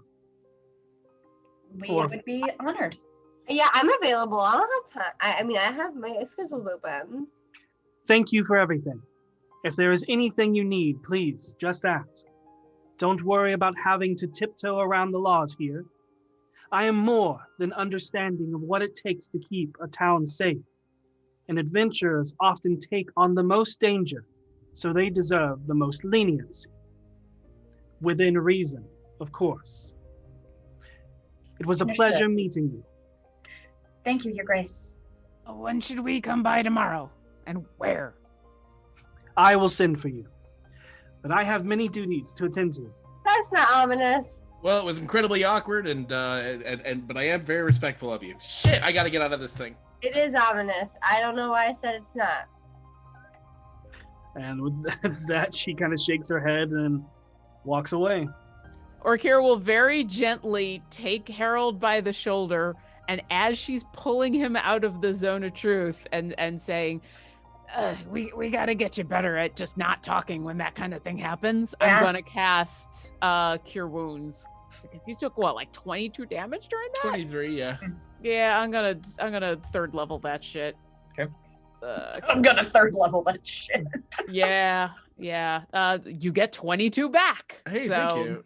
Yeah, she's just like gently patting your shoulder, and then one of those pats turns into fire that cascades over your body, and the wounds are healed. Yeah, but you can't. Once you're in a zone of truth, you can't leave a zone of truth, and then everybody knows you're a liar. That's why you just don't talk, Harold. Oh yeah, me not talk. Yeah, let's throw some money on that. Let's see who wins. I have. Because I'll win. Because I'll say he will talk. Fuck, that was so fucked up. We had to kill that guy we just saved. Well, He was already gone. he's a He wasn't even horrific there. monster that he might not be able to come back from. So maybe it was mercy. After he ingested that Harrow dust, he was gone. Yeah, That's I what know. they were doing. Is that really what Herodus does to you? Yes. Like you can't come back? I'm gonna make sure there's not like a group of people standing around us listening. I mean, you're in this. There's still people around. But are they like watching and listening to us? You, with your passive, you notice a couple of people not stick around to listen, but definitely have heard what you're talking about, and just their eyes get wide. They look at you with scowls. They're confused, and they just keep walking as you hear a couple of them adventurers. Okay, so some of the stuff we know, we probably shouldn't be shouting out in the middle of a crowded courtyard full of people. At least that might convince people not to take arrow dust. So. Well, no, that's good, but some of the stuff that we know we have to be careful of because it could cause a panic. Yeah, like the things that go on at our sleepovers. Yeah, exactly. Mm. We got some really, really good information from him before he died, so his death wasn't in vain. I mean, He gave us information that we had no other way of getting. I guess maybe not in vain for us. And let's keep in mind, he was a Harrow Dust runner. I'm not saying that. I just have a personal thing. It's a personal thing. It was just a bad situation. I saw gallows, and I had to talk. It was a thing for me. You did really well, Harold.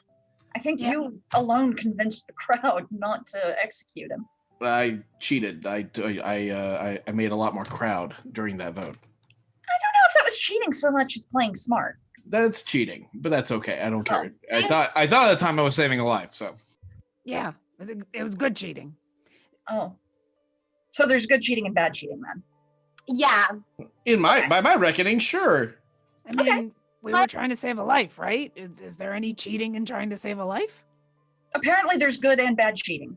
I have a Okay. question Yeah. about the cheating. Okay. Right. So, Like, say I'm like younger than I am, and I just really wanted to win this board game with my family, and you just sort of cheated to win to just prove to to let them know that like you're smart too and not someone to mess with and stuff, but like there wasn't real consequences because it was a board game. There were real consequences. I lost. All right. I don't forgive you for cheating. I know it was you, and I know you hid that money. It was all hidden inside your sock. I know it was, and maybe everybody else trusts you, but I know You were lying. You were lying, and you didn't deserve to win that one. I had all the railroads. They were all mine, and then you took them. It's crap. Avernus and shoots. How did you banker after that? Aisha, I suddenly don't want to answer this question. Should we go find Vinley and Vaas? Because I feel like our original plan of wandering around the city is probably mute at this point. And we should probably warn them about what just happened. They'll probably hear about it before we get there. I could cast Ascending and let someone know. Yeah, if you can, shoot Venley Ascending and let her know Farbrum's critter in the trial. We killed it. Duchess wants to meet us tomorrow. Okay.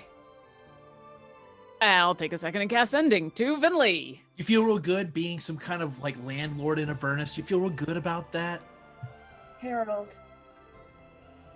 She stopped. What is your sending, Orkira?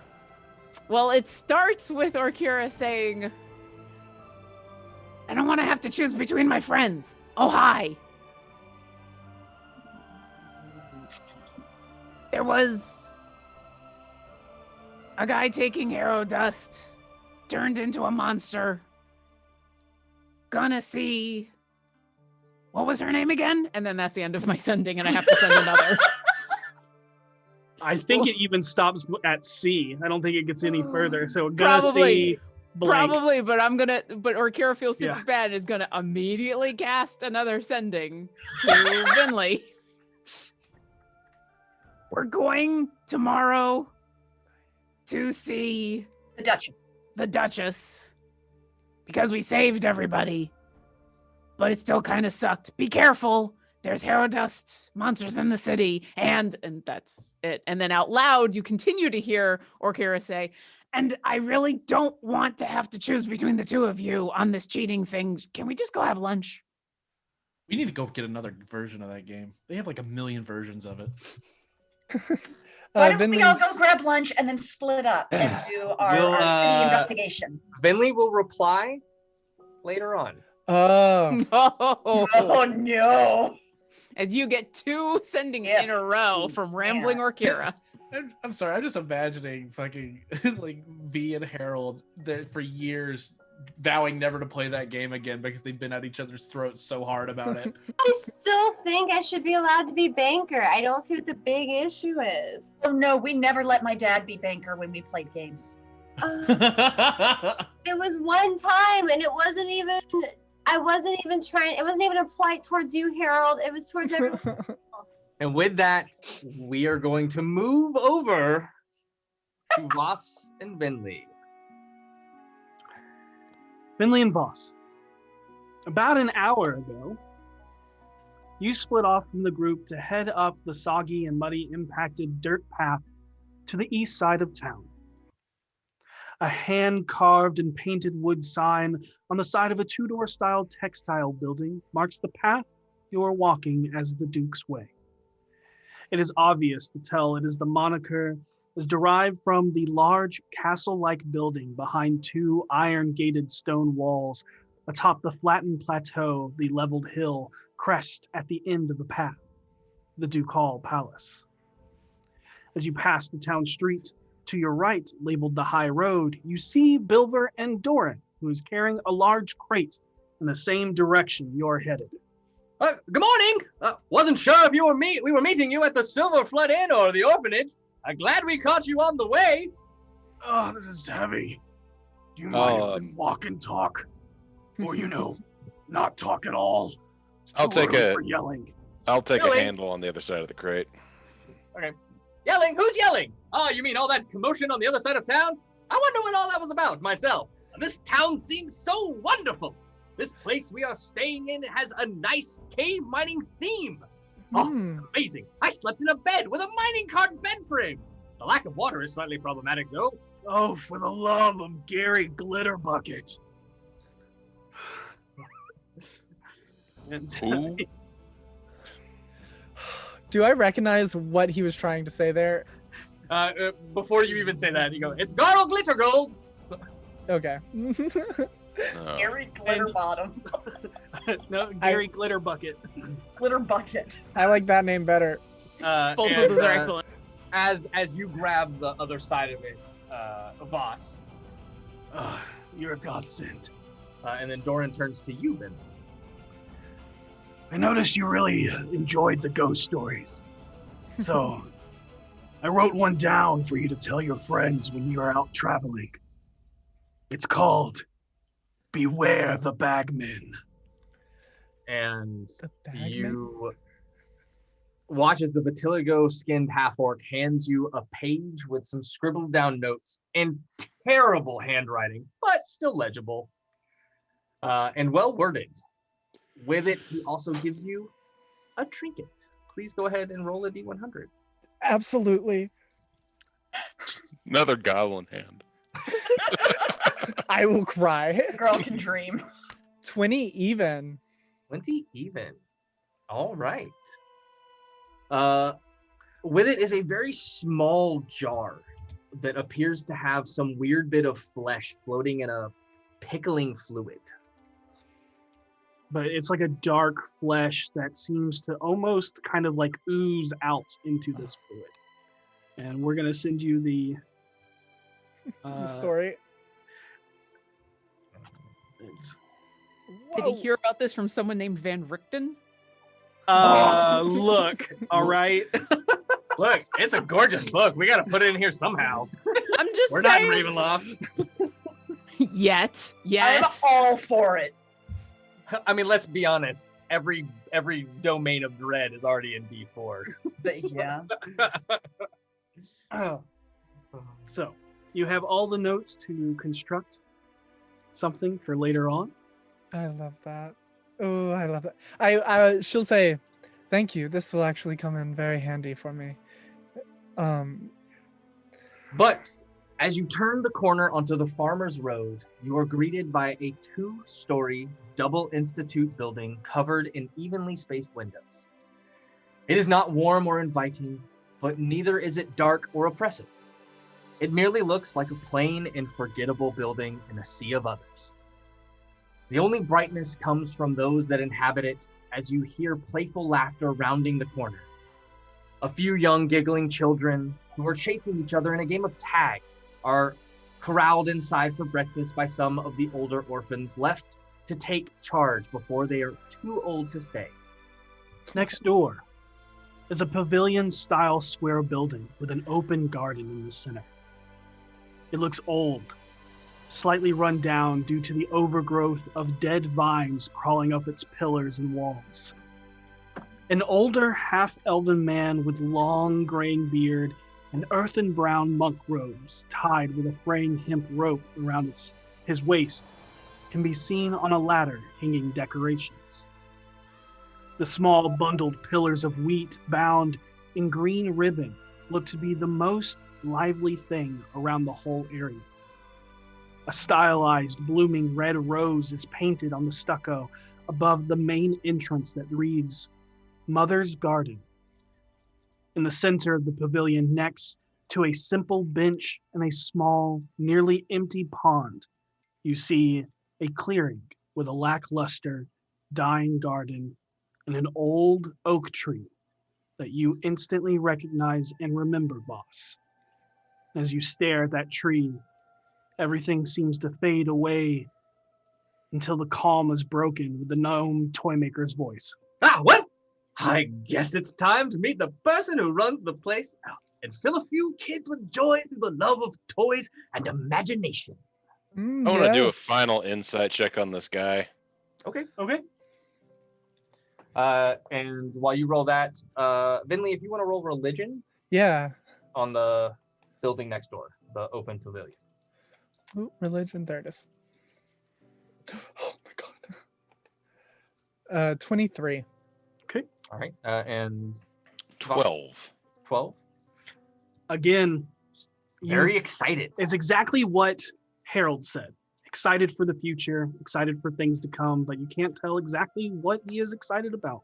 I will put the feelings of murder aside then and listen to what Harold asked, as I said I would. Put my mind back in the moment and just... Does it even look familiar? anymore, aside from the tree? Or has it changed considerably? It does not have the liveliness that that garden once had. There is that. And it was a very beautiful garden that had very full bushes, many different types of flowers, and the centerpiece was that garden and the small pond. The tree and the small pond. Yeah, the tree and the small pond. Gotcha. But it looks like a shell of its former self. Okay.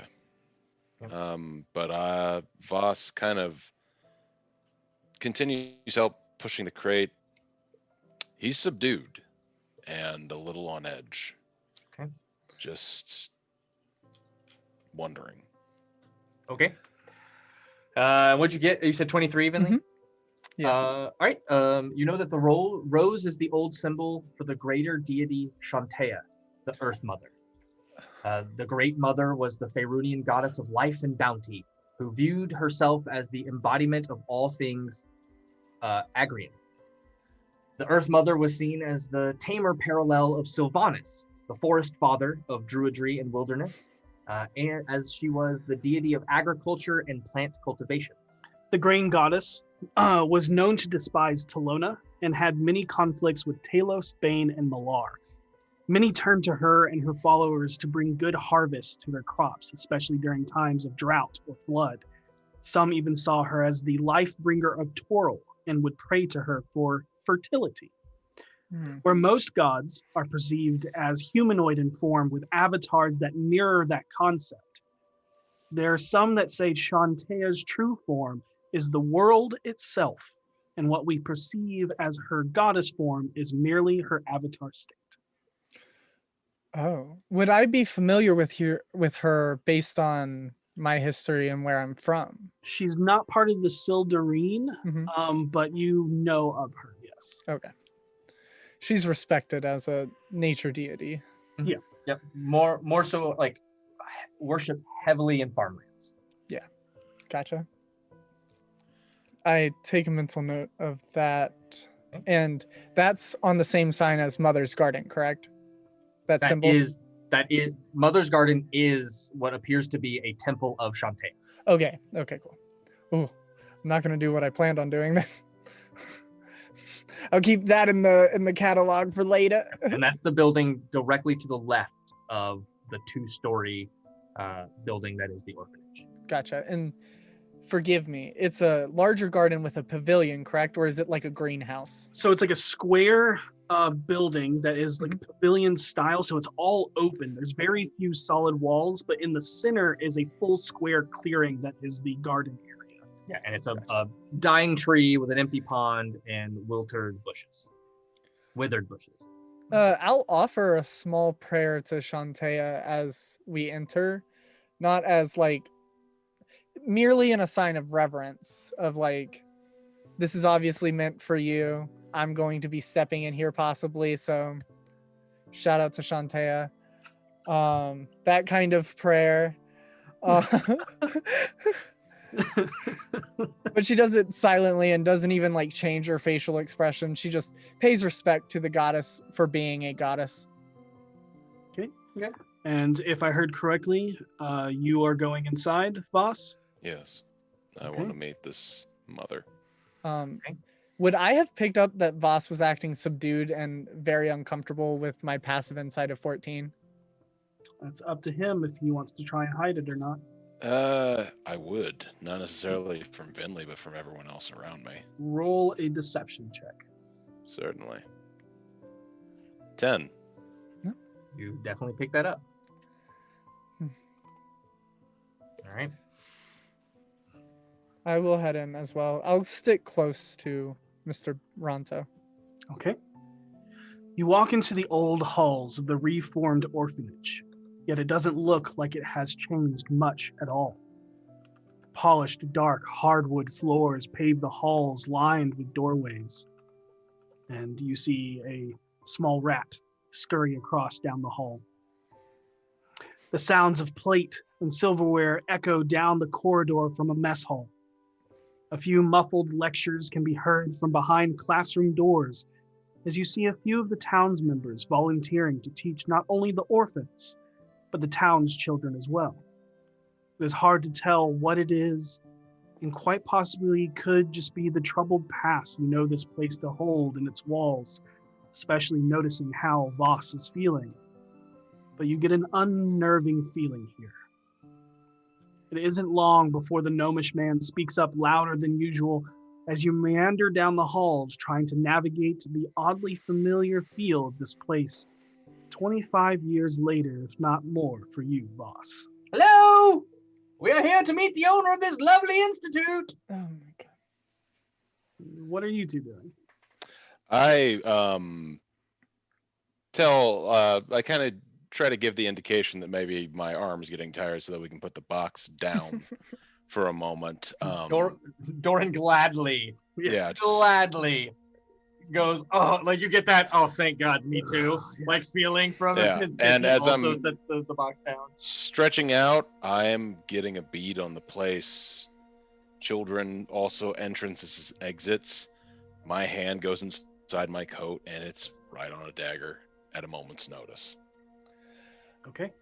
I, picking up Vaas's uncomfortability, I definitely have my arms in near my wands, but it's in that my familiar formality pose, kind of. And I think briefly she'll cut a side eye over to the classes in session. Because first and foremost, she is a teacher. Could I roll like an intelligence check to see how decent the education is here? Sure, go ahead. I'm so sorry. No, that's fine. Oh, it was almost a natural 20. 6. They're doing great. Well, it's not just that you can't get a good view inside. You're kind of passing by pretty quickly and you trying to see inside, and it just, you don't want to stay too far away from Vaas, and that's what's keeping you from lingering too long to really get a full view of what's being taught. Yep.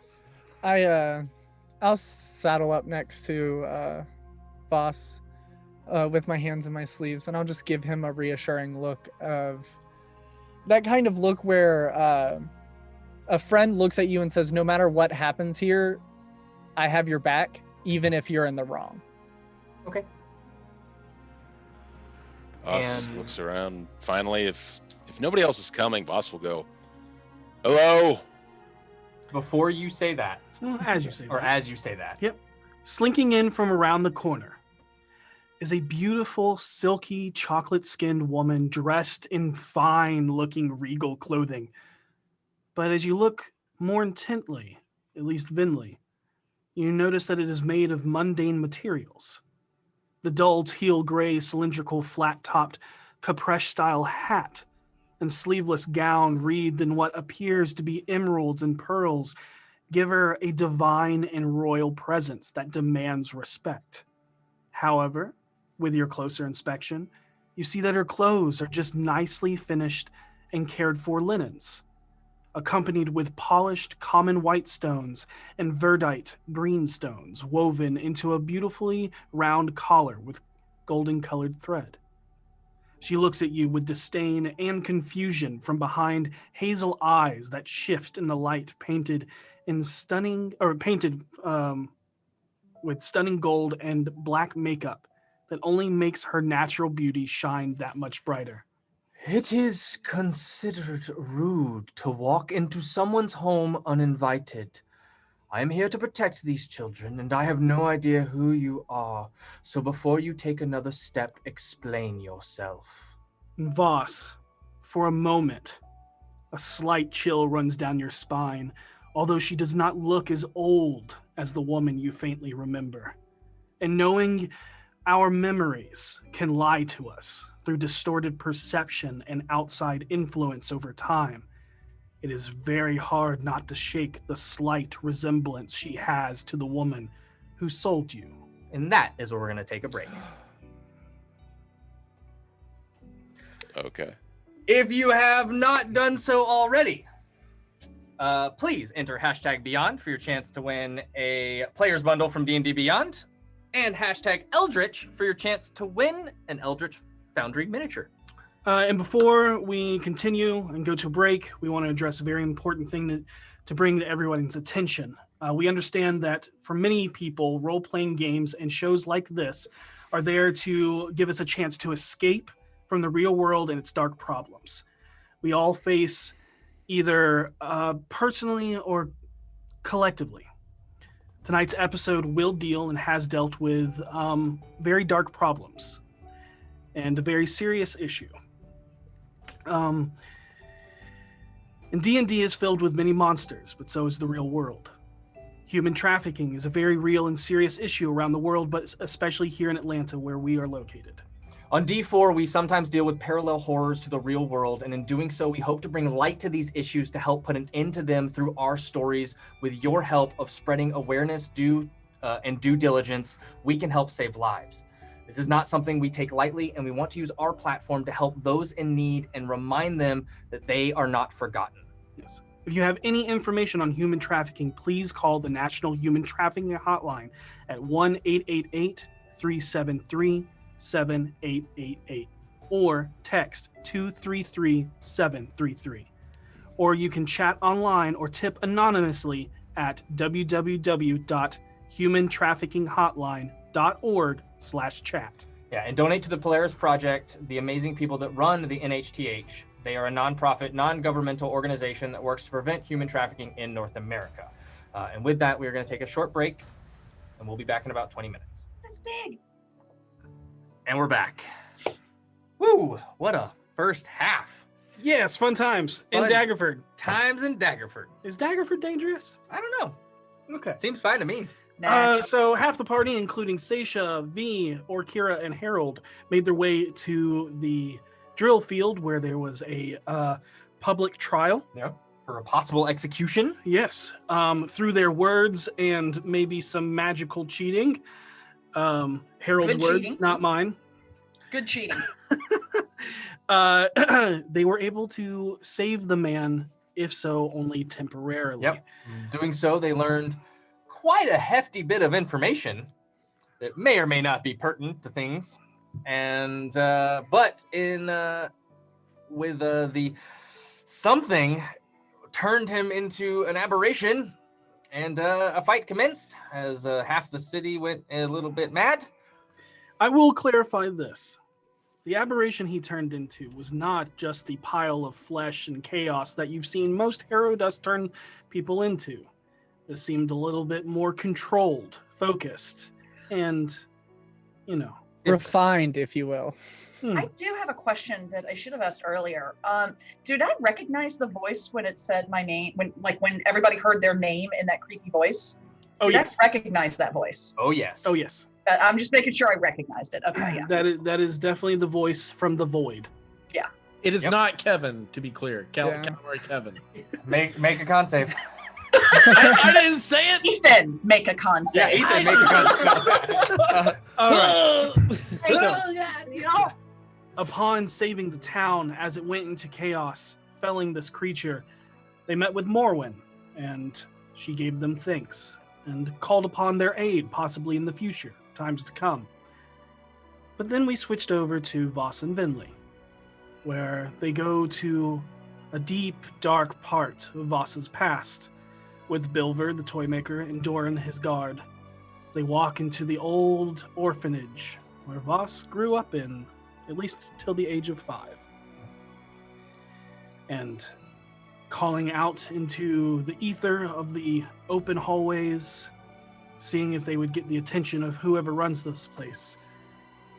A beautiful, dark-skinned woman comes in with a little disdain, as they have just, strangers, have just walked in uninvited and into a place, a sanctuary for children, And shouted. and shouted. But And- Vaas recognized a bit of recognition towards this woman as similarities to the one that sold him as a child. And that is where we pick up on our second half. And before anything else happens, what are you all doing? I'm standing next to Voss, trying to read him as best possible to see where this is going to go. I will need to make another deception check then. I'll actively make an insight this time. Yeah. Okay. Oh. He's uncomfy. He actually feels great now. Wow. Not great. 5. Does Wow. anything change, or do you resolve yourself, Voss, in Finley's eyes? Did she beat me or no? 5. No, got a 5. You got a 6. Okay. I got a natural Nothing, 1. nothing changes in her eyes then, as Voss, before Bilver can say anything, pauses for a moment, looks her dead in the eyes, and then graciously walks towards her and extends a hand. Forgive our rude interruption, madame. I am here accompanying my friend Bilver, who has so graciously decided to donate toys to your charity. Bilver, please step forward. That's right. Bilver Gadry is the name, ma'am. This is my assistant, Doran. Apologies for coming unannounced. We live to bring joy, wonder, imagination, and creativity to young minds through our wondrous toys. Everything is made from wood and designed to not cause any harm. The woman who you can see is in her late 30s, maybe early 40s. Now looks at the two men before her and holds her hand out to you to shake it gingerly. I take it gingerly. Is she armed? I mean, she's not doing the one. She's sleeveless, so there's that. Okay. So you don't. I'm not see- checking. I mean, just a cursory glance. Is she armed? Through your passive perception, it does not look like she's hiding anything underneath her, like sleeveless length dress that's kind of Okay. tied around her waist. I turn back to Bilver and I say, I can attest to the quality myself, ma'am. He is a wonder worker. And she looks to you and says, and looks to you and then over your shoulder back towards Vinley. And you? Are you here looking to do business as well, madam?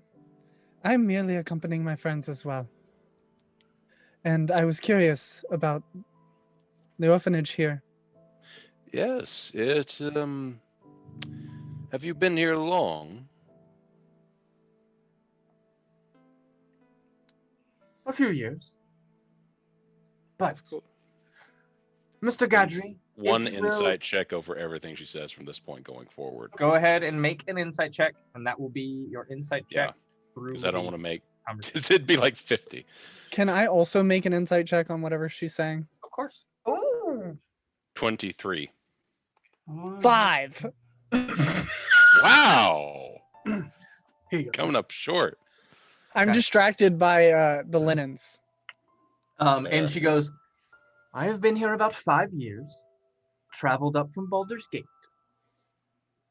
for a simpler living, if you will. And with a 23 and a what? 5 5? again. You have no idea. 23? This sentence is correct. So yeah, we'll keep that 23 throughout then we'll let you know as we move on. She will then turn to Bilver. Mr. Gadry, if you will follow me, we can discuss what it is you look to do and accomplish, and what it is you mean. The rest of you can await in the front. There is a bench awaiting for sitting. It will not be long. I'll call for you when I'm finished here. I bow graciously. Doran, this way, please. Thank you very much, Mr. Ronto. And Miss Gallinuti.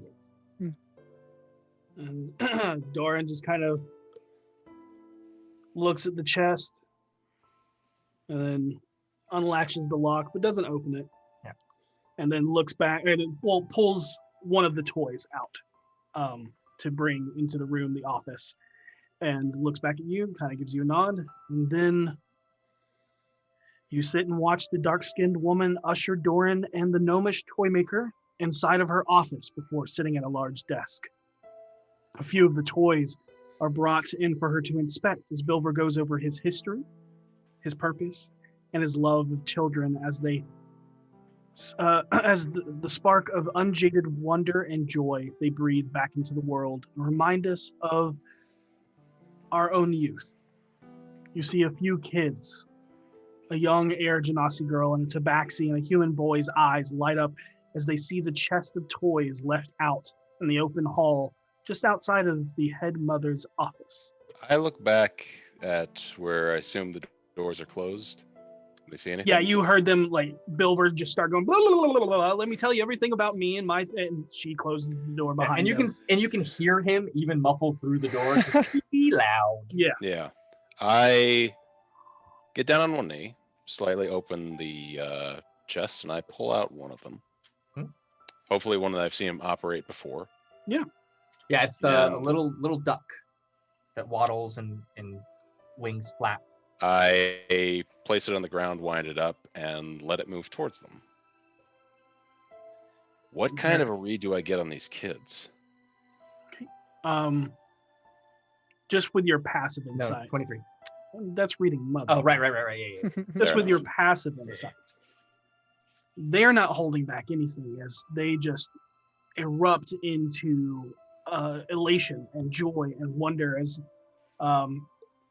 they continue, like, as soon as it ends at their feet, one of them picks it up and winds it up again and just, like, puts it in front of them and is almost like a duckling themselves following its mother, but the mother is the toy. Who seems to be the most exuberant of the group? The Tabaxi, who's the youngest. I kitten. Gently approach him. Try not to startle him, as I know I have a tendency to do that. I just get down low and I say, "Hello there." Hello? Who are you? My name is Mr. Ronto. What is yours? I am, Ashen of the Grey Wind. But are those your toys? No, they're not mine. They belong to a friend of mine, but I think very shortly they'll belong to all of you. Which Tell one's me. mine? We'll figure that out. Be patient. Are you the fat man? Vinley. Maybe. Tell me what the fat man's like. You don't look very fat.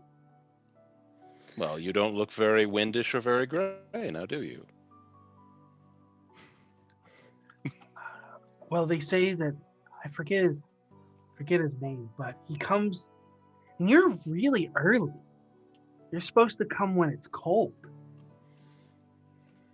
Well, schedules do change, and maybe we got a little excited too. I was supposed to come when it was cold. Tell me. Maybe I'm mistaken. Maybe you can help me. What do you want to know?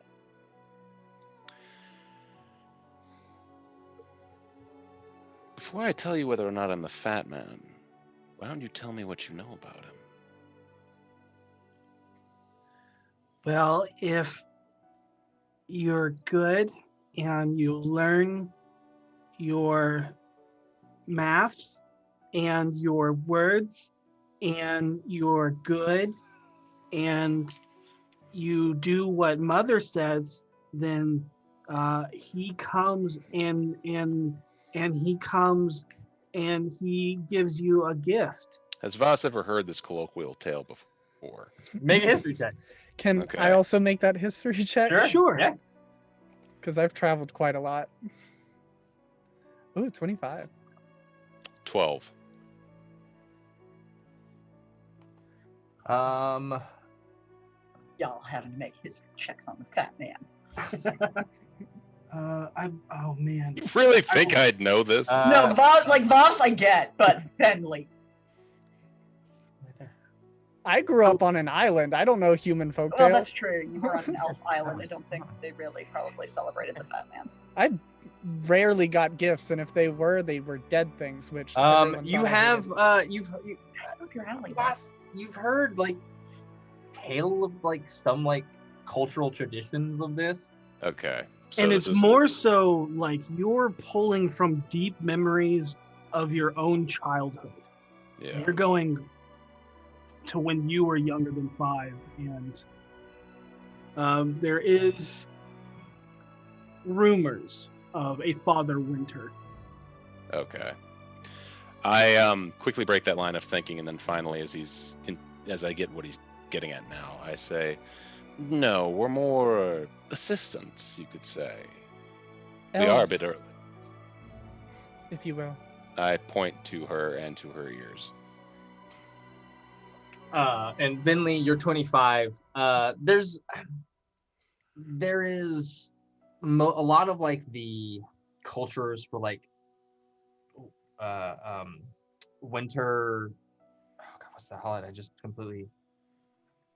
Winter solstice is it's based around a lot of like religions and clerics, and so like if you're an adventurer, a lot of like Timora followers because luck and money, and Miskra if you're a mage, Shantae if you're a farmer, and it kind of goes based on that.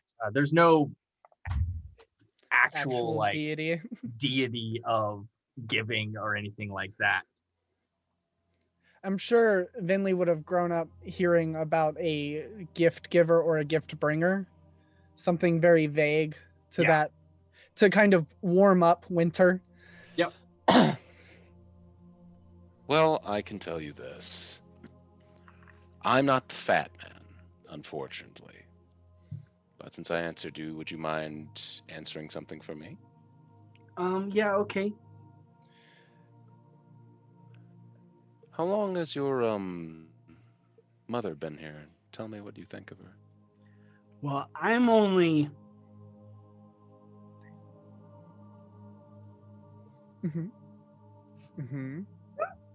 Okay. this many. Is 3. That's 3. So the Is it? whole time, the whole time, she's been here a long time. Okay. She nice and kind and Yeah, she's mother. I see.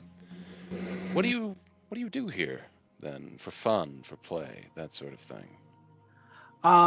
Well, we play touch and go, and we play hide, and we tell stories, or they read stories to us.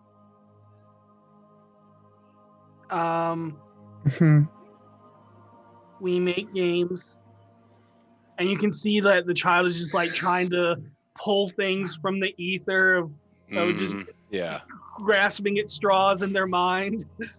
Damn, this interrogation isn't going quite like I thought it would. Can I look for an older child? There are 3 here, and that's the only ones you see. Everyone else gotcha. is in classrooms or elsewhere. This is what we got to And deal with. the oldest one around you is probably 5, and that's the heir Genasi. I, curious, say, would the 3 of you like to play a game? And you see their eyes light up as they're just like, I mean, yeah. I nudge Vinley and I say, Oh, you don't think mother's gonna be mad at us if we play a game, do you? I mean, we're supposed to be eating, but we can play a game. this won't take long. I go to the tree in the center of the garden. Oh, so you're taking the children out of the orphanage. Oh, wait, that's not in the orphanage? Oh, no. Okay. It's next door. Yeah. Then I'll do something else then. Okay. because I'm not kidnapping children. Not today. Is there a high beam, high place somewhere in this? Yes, there is about in the hallways. The hallways reach up to 15 to 20 feet. You see some stairwells and like catwalks that line rooms and stuff like that, but the center hallways are 15 to 20 feet tall. Thinking back to how I was when I aged and how I was a bit both learned and trained and knowing what I was capable of, I take a single gold out and I place it fairly high in an area that's a little difficult to climb.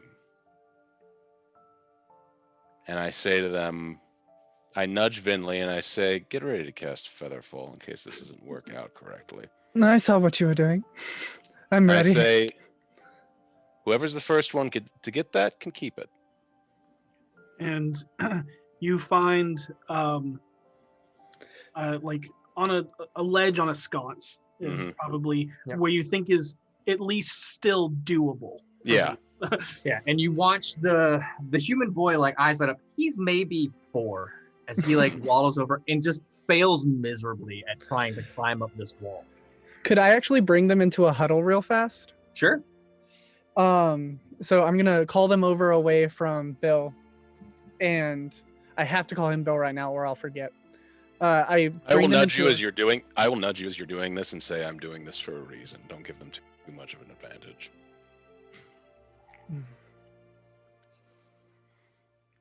Then I won't do what I was going to do.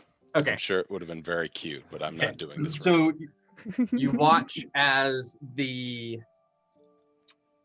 human boy tries to climb, fails miserably, can only get like a couple up before he slides down. Then you watch as the Tabaxi kid actually begins to climb up the wall, and you think he's gonna get it. Before you see the Air Genasi girl closing her eyes, and then you watch as she, and you watch her begin to float and rise up into the air. As the air around her begins to swirl, you see her hair just kind of float a little bit as almost suspended in water, and she just slowly, just very slowly eases on up and just like dog paddling her way up the side of the wall, plucks the coin. I applaud. It's very good. I got it. And looking at knowing that you wanted to do something and feeling that I got the information that I wanted, I pull out another gold and I say, why don't you try again? And the pretty elf will help you with something this time. Right. Everyone come here. And she's going to like squat down as low as possible and actually take off her gloves. And just gently rest her hands on 2 of them as she conjures Savard to sneakily touch the back of another one very lightly. And she goes, now, what you did was very beautiful. And talking to the Air Genasi girl, and says, but I think we should make the playing field a little bit more even, don't you think? And she will cast Fly at 5th level to get all 3 of them at the same time. Okay. And then she will point to the coin and say, now just believe you're floating through the air that way. And you watch as they kind of close their eyes. Happy thoughts, happy thoughts. Happy thoughts. And the human boy begins to rise up into the air and goes, and the Air Genasi again sneezes as she rises up, but this time instead of just levitating up, begins to fly. Ashes and Grey Wind, the Tabaxi, does it, but it's like upside down and just has like end over end, like just no idea what they're doing. Vinley's like actually giggling. It's a very off-putting sound. But as they're flying around, she's just going to call out to them and say, enjoy that. It'll last a little bit longer. And always remember, the fun part of elves is we have magic. And she makes a small rainbow in her hands, reaching between the two, and then closes it. And it's about this time. Oh. You hear the door open. And you watch the kids kind of like their eyes light up. One I give one more piece of gold to the one who didn't get anything. Okay. And you see the human boy swoop down, grab the duck as they then fly off around the corner. And you can hear their giggling laughter just kind of echo around the corner. And you see as Mother Step is coming out, you see her eyes kind of go to the side and see the kids, and you see her smile a bit as she looks towards you all. Doesn't say anything, but Bilver and Doran exit the room, now with a small coin purse heavier in tow. The two men smile towards you all and begin to, they open up the crates, and Bilver notices that there's one missing. As he looks around. Your work is already being claimed. And his eyes light up. Fantastic! I turn. Tell me, what was their reaction? They were so ecstatic they seemed to drift away. And you actually watch as he jumps up and spins in the air with excitement. Yippee! I wish I was here to see it. Anyways, yeah. Mother, thank you so much. And as I said, our shop should be open as soon as we can. Please bring the kids by. I cannot wait to fill them with joy. But in the meantime, this crate is a gift to those which comes, and oh, I'm so excited. And as you watch them leave, a smile and a wave to you, and a joyful nod, before you suddenly realize the stunning woman is now standing in front of you. Please step in my office. Of course. Can Savard be under my this thing? your yes. Tunic flap? Yeah, so he's not visible, but still out and ready to do something if I need him. Okay. Crotch piece. Yeah. Sash. Flap. Tabard flap. Tabard. Yeah, that. Gambit style tabard flap. Mm-hmm. I follow.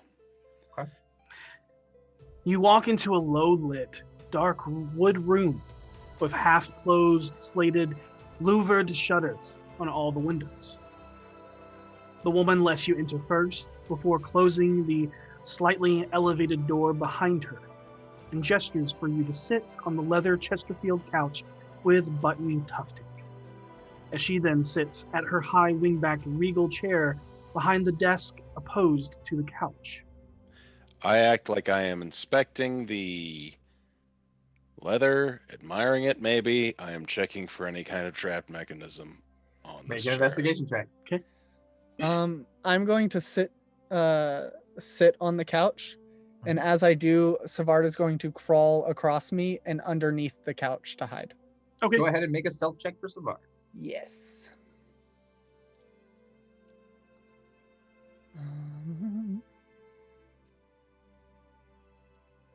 He has advantage. Oh. No, don't. I had to roll 2 d20s. So that is an 18. Okay. Got it. As far as you know, Savard is hidden. My 16. passive is 18. Looking over the couch, kind of running your hand across the very fine leather. It doesn't look to be noble-esque in a way, just nice for what you expect to be here. Okay. I'll sit. Okay.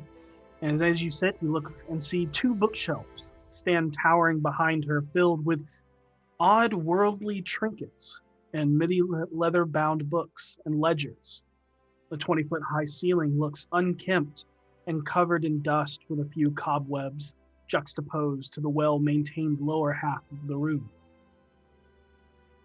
So, Mr. Ronto, and Miss Galinodel, what brings you to Daggerford, aside from accompanying a toy maker? Are you looking to adopt? You look like a lovely couple.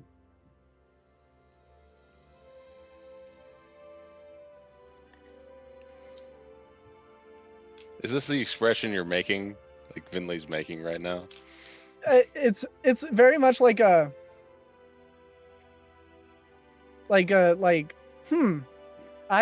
huh.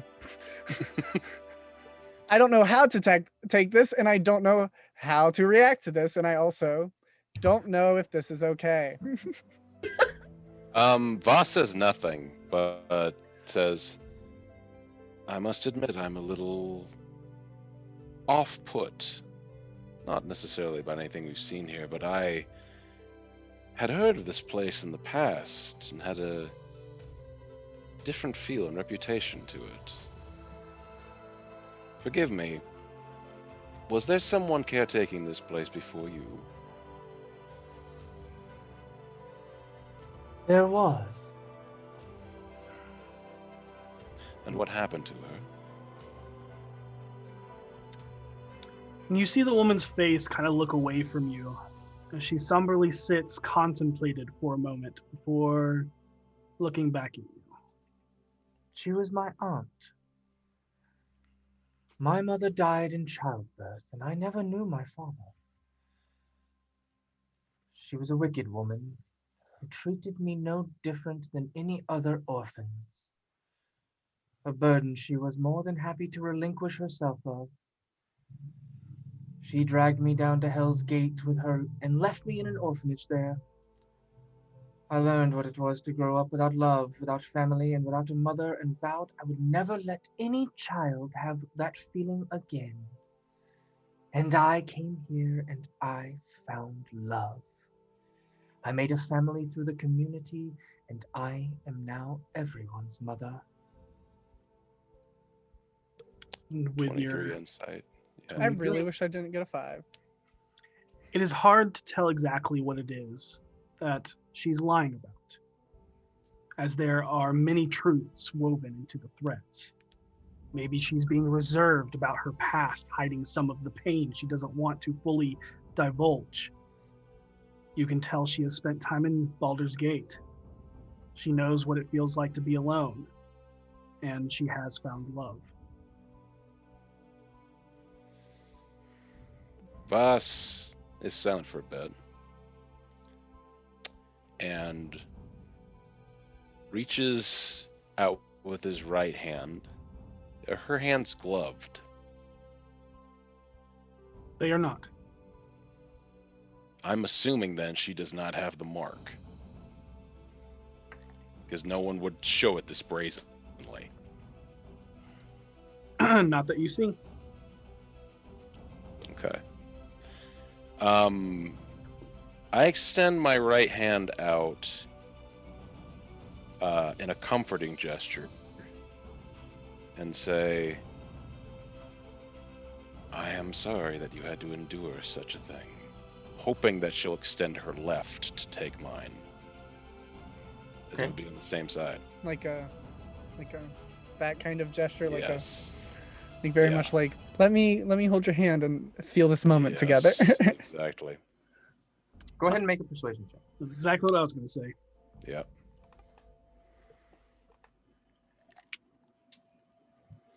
It's the same thing. 13. Okay. She will offer her hand, like she will accept your hand.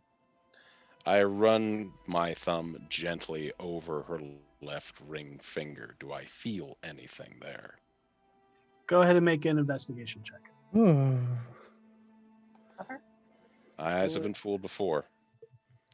11. You run over it, and she doesn't keep it there long. But you don't get a good feel, so you're not quite sure. I must admit we didn't come here with that intention necessarily, but you keep such good care of the children here. I see nothing but happiness and joy where I go. It's hard not to be infected by it, I suppose. Would be a rather dross word, I admit, but it does seem that you do give them love. Yes. I love all of my children, and I care for them as if they were my own until they can find a home. And forgive me for prying into the dark areas of your past, but what happened to this wicked woman?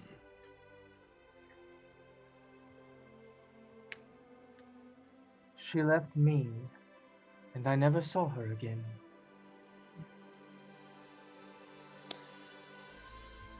Well, as I said, I am sorry, but for now we were simply accompanying him. And as I kind of look around the office, it feels like she's traveled a bit. It does, from the worldly trinkets that are kind of lining the shelves. I was about to ask, could I roll like history or arcana to see if I recognize any of these trinkets or tomes or anything like that? You would roll history for the trinkets. Gotcha. Kill me, I guess. 12. You notice a couple that you're more familiar with that are kind of like the Sword Coast. But beyond that, you can't be like, oh, that's from there, that's from there, that's from there. You're just kind of like, oh, yeah, that's kind of Sword Coasty stuff. Gotcha. Nothing that stands out as you should not have this. Yeah. I must say, it's a weighty decision to make. And to kind of sell the illusion, I extend my right hand to Vinley.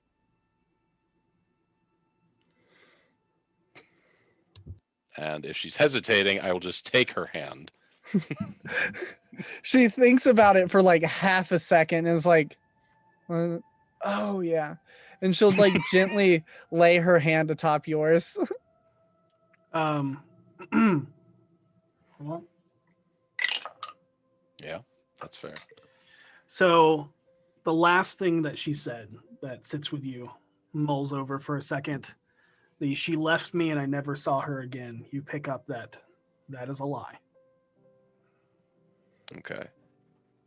Vaas, feeling that he's gotten what he's needed right now, says, we'll be in Daggerford for a little while. Perhaps we will see you again. Is there somewhere...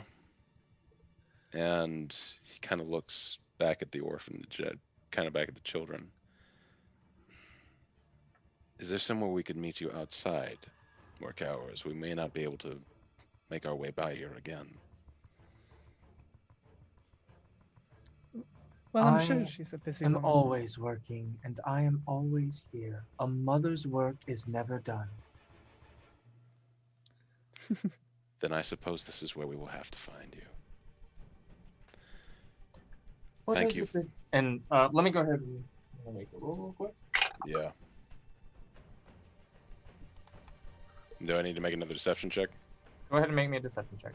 Yeah. And I give him advantage somehow by us pretending to be his in this partner? instance, no. Okay. It's That's based on fair. stuff that he has done Okay, yeah. cool. within this conversation. That's fair. Not bad, but we'll see. 15. You see her eyes fall on you for a moment. What are you really after, Mr. Ronto?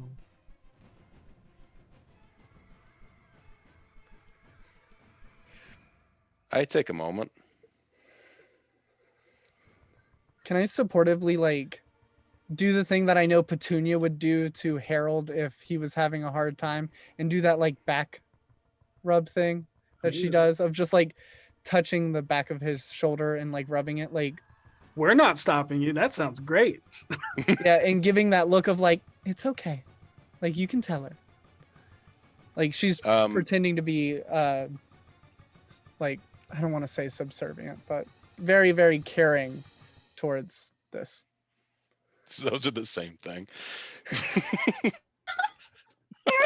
Subservient. Wow. Clearly.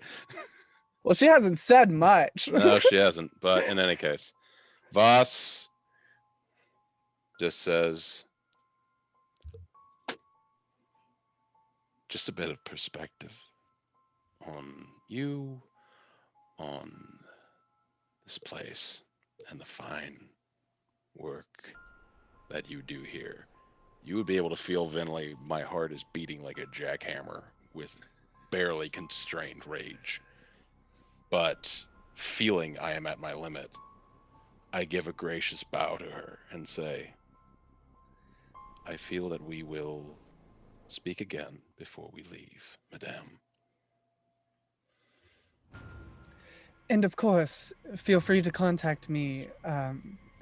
As you can probably tell, I know a bit of magic, and I would love to put on a show for the children if they would enjoy such a thing.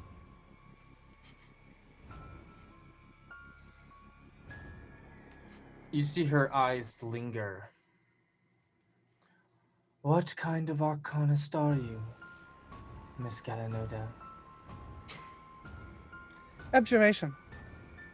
Yeah, go ahead and roll that deception. Yeah. Yeah. I cannot help you down this And you path guys have you've been chosen. rolling so great so far. I can't wait to see how this turns out. I know. 4. Hey, I don't have a -1 anymore. Mother knows you're a liar. Mother Mother knows. No, you may not. Very well. You should know that the children currently adrift have roughly 7 more minutes before the magic runs out, and they'll need someone to catch them if they are too high. Have a wonderful day, Mother. Is that a threat? No, simply letting you know that my magic only lasts for 10 minutes, and they are children, and they could be in the rafters right now. I would hate to see one fall. In genuine earnesty, Mother. I quite like those 3. I bow graciously, say nothing else, but exit out the door. I will exit with him. She stay in her office. She goes to the doorway and just watches you leave, but she doesn't go beyond that. Front door to this place. What's the lock on it like?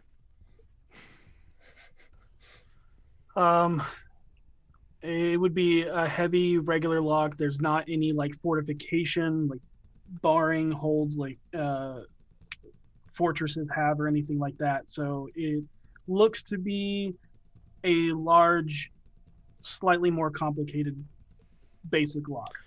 As we are leaving, if we get out of sight of her, I would like to attempt to sabotage this lock to make it easier to come back here at night. How? Could just be as to make it subtle. Okay. I would like to take both hands and in the bracer with the blade, let the blade slide into the lock and just let it jam it just a little bit in order to kind of destroy some of the mechanisms inside of it as we leave. You'll have to make a sleight of hand check. Understood. Do I see him like going to do this? I'll let you know. Okay, that's fair. I was gonna try and give him assistance. Natural 20, 25. Yeah. I was gonna cheer, and now I'm not so sure. Actually, Like a Now I need boss. you to make a thieves' tools check. At disadvantage because you are not using thieves' tools. That You is are fair. using That is fair. Your But you know it's not Bracer. being seen. 12. You do what you can with a bracer dagger in a block. You're not sure if it did anything or not, but you know that you definitely got in there and did it quickly enough to not be seen. You won't be able to fully know if you were able to sabotage it enough until you get your thieves' tools in there. As soon as we are out of this building, I go somewhere out of sight. If Vinley sees me, that's fine. So But I just need to get as off you the were closing street. the door, you Mhm. both hear Mother's voice say, "Ashes, Grant, and Gale, please descend and return to your duties." And as you're leaving, you hear, "Ah, Kay." Yes. All right, Mother. As they come down, and then you door closes. You're standing just outside the doors of the orphanage. There is to the left of where you stand on the outside, looking back down the street. To your left is the road that leads directly to Ducal Castle, and to your right is the Shantea Temple Shantea Temple. with the old tree. I head towards the old tree, but as soon as I am out of sight, and as soon as anyone except Binley, obviously, because I don't care if she sees me, I let loose a breath and then slam my fist against the wall as hard as I can. I say, "She was lying." Oh, Bill, you're going to have to give me a second. And she's going to grab your shoulders and her eyes are going to roll back into her head. Okay. And she's going to start looking through Savard. Okay. And I'm going to try and investigate the office while she's talking to the children through Savard's eyes. Trying to get into small crannies that only a butterfly could get into. Where possibly Copy that. How long are you doing this? probably until Mother returns, and then I would dismiss Savard. So I'd probably only have like a round or two. Got it. Go ahead and make me an investigation check. Okay. Natural fucking 29. Nice. Wow, nice. For my part, I will, knowing that she's done this a million times before, bring her into me so as to, like, you know, not draw like in an attention. intimate embrace. Yes, exactly. And as luck would have it, knowing you only have moments, mere moments to do this, Savard flutters low underneath the desk, and you land on something on the bookshelf as you go to turn around to try and get a different perspective of the room. And it's as you're on this object, you see a book that looks out of place. You look over it, and its pages seem to be glued together. And Gotcha. where there is marks of other books being removed and put back, this one does not seem like it has ever been removed. There's a fine layer of dust right still in front of it. I'll like quietly whisper exactly what I see to Vaas. And is there enough room behind the books for him to crawl back behind? Or is it flush to the wall? It's flush to the wall. Okay, then I'll just dismiss him. Okay. And as you are dismissing, the last thing you see is the door opening, and then your vision goes away as Savard dismisses. And I found something. You know, I just told you.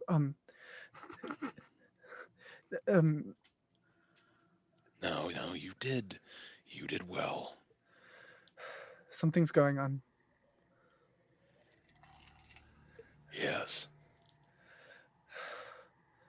Okay. We'll find out what. We should probably continue walking. Are you okay?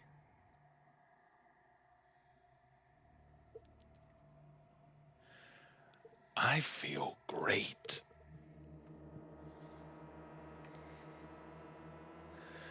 But I need your help with something first. Always. I walk to the tree. I will follow. Is it still there? As you walk up to the old, graying, nearly lifeless oak tree, you feel almost lost, especially in this moment. Its withered state is fading and dying like a foggy recollection of your life here in the past. Yet its roots still cling to the earth from which it came, cementing itself in its history. You run your hand across the old, tightly woven bark whose lines and grooves run like old wrinkles on a face of a forgotten friend. After many, many years, you come face to face with your past, an old friend, a living memory. For a moment, you hear laughter. You feel the sun upon your face and the wind in your hair as you hide in the bushes nearby. A young orcish boy counts upwards to 10 while burying his face in his arms against the tree. A rustle in the bushes next to you grabs your attention as you see a half-elven girl only a year or two younger than you, light on her feet, prances through the garden. 6, 7. You smile, knowing you have the best hiding spot. You always have the best hiding spot.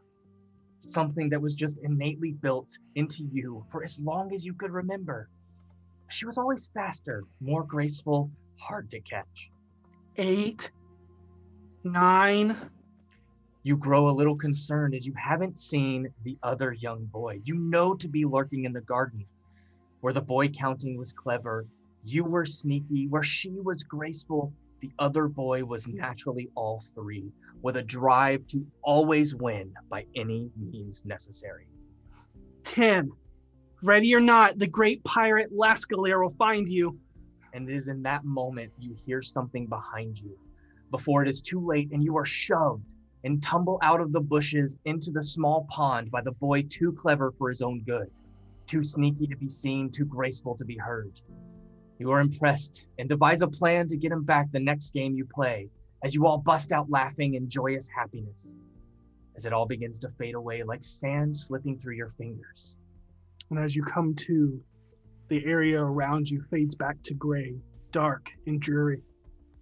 A mirror to the storm inside you as your hand traces over the 4 names you all carved into the tree that day. Orias, Garland, Mellow, and Vaas.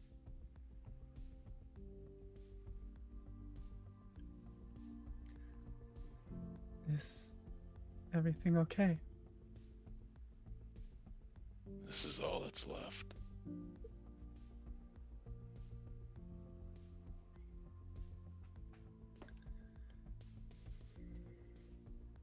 Can you use some of your magic to take this out? I don't know what'll happen in the future. You want me to remove the names? I'd like to take this piece with me. Okay.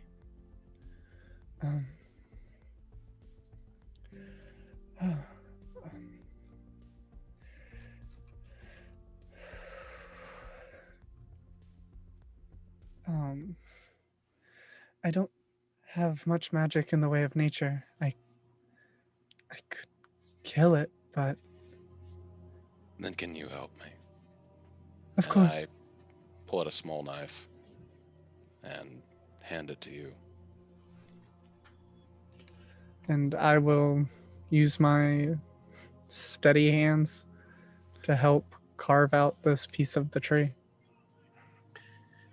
Need you to make a stealth check. One of you can do it with advantage since you are aiding each other, but there is an old man that runs this temple. Fair enough. I'll let you roll with advantage. Thanks. 27. Oh, he rolled an 8. Yep. This is my Herald talkie talk. Go ahead and now make me a survival check as you carve out the tree. One of you can do it with advantage.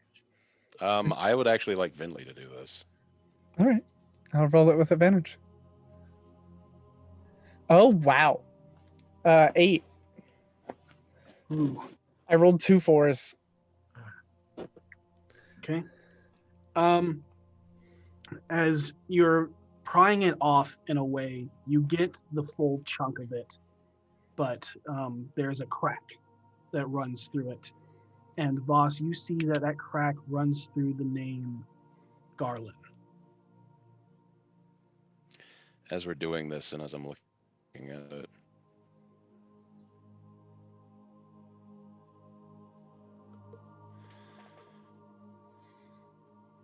we were sold as one. We were a package deal. Orle was always the strongest amongst us, actually, but he was always the gentlest. He was a half-orc, he was strong, but kind, sweet, sensitive. He cried a lot. Garland was rival. He was the best amongst us in many ways. He was heroic, driven. Mello was the sweet one. He was dexterous, grace, a dancer's grace. We thought that we would roam the high seas like pirates, saving lives, beating evil. There is something in the reforged ring called forging the iron.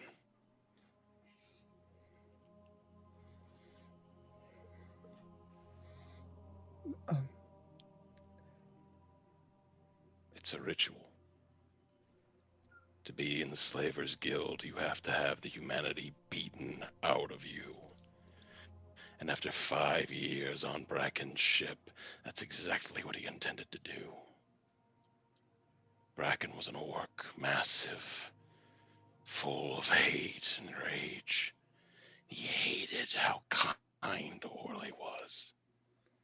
It was an insult to his race. I still remember when he set Orle and Garland on one another.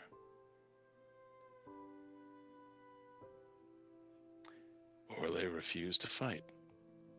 I turned to you and I said, that was the noble thing to do, right? He wouldn't kill his friend.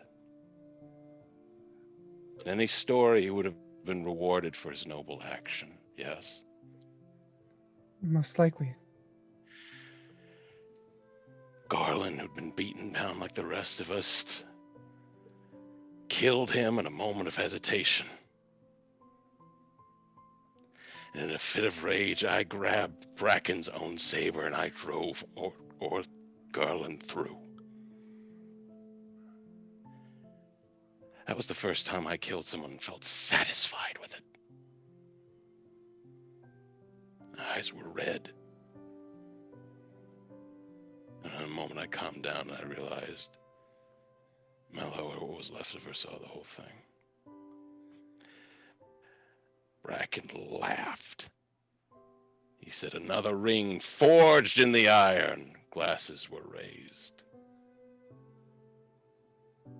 They took their bodies and threw them overboard like trash.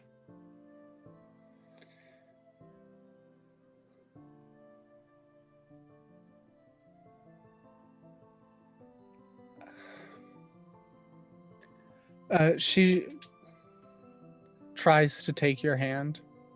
He does not take it. Mello was sold a couple months later. I was all that remained. You remember when you wanted me to go to the Snake Woman to have my memories removed?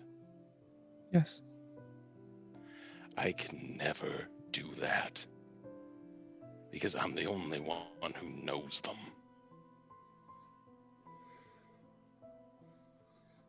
I will live with these moments for the rest of my life, and there should be no other way to it.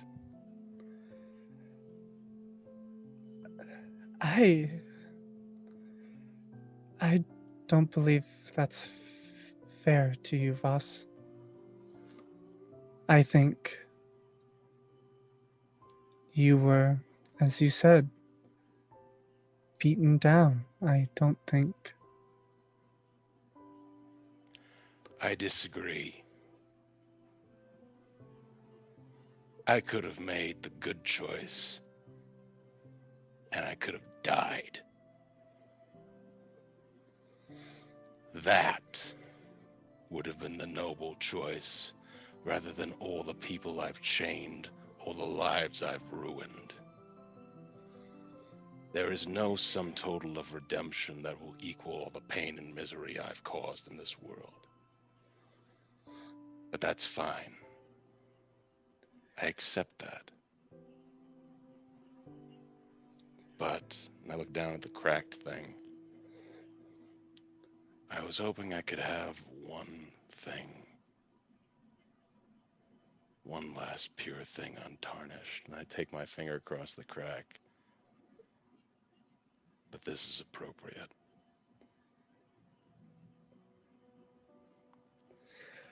As I put it into my coat, I say, I'm returning here tonight, and I'm getting the answers I want.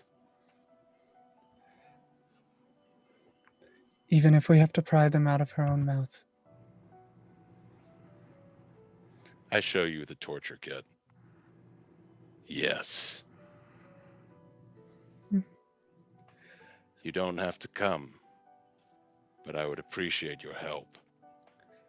Vaas. I'm not saying I've done things nearly as bad as you have, but I have done some pretty terrible things as well. I don't seek redemption for my actions or atonement. And I it's wish to. about this time that you get Orkira's voice filling your mind. And then again. What is it? That sounds great. We'll meet you back at the tavern.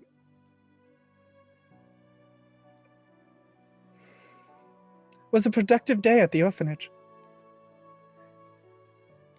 Orkira sent me a message, and she ends the sending and then says that. They apparently fought a monster in the middle of the trial, or after the. I don't know. She just said that a monster appeared and. Vaas. We can do this together. I have no qualms getting information from anyone. And I want you to understand that. But I also want you to understand you don't need redemption to still be a good person in the moment. You are your past,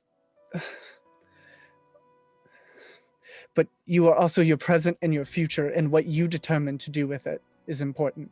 Your past isn't. And I want you to understand that. If everyone was their past, I wouldn't be here.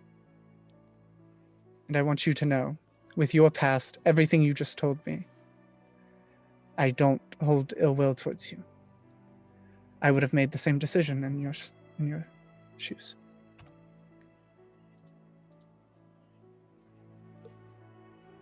Fine speech. I tried.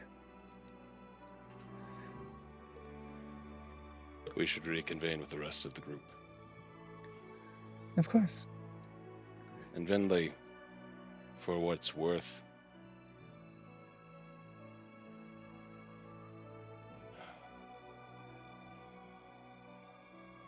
thank you for sharing this with me. Of course. At least one other person knows they existed.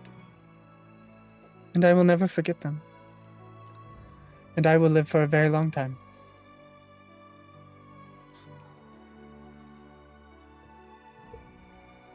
Here's hoping.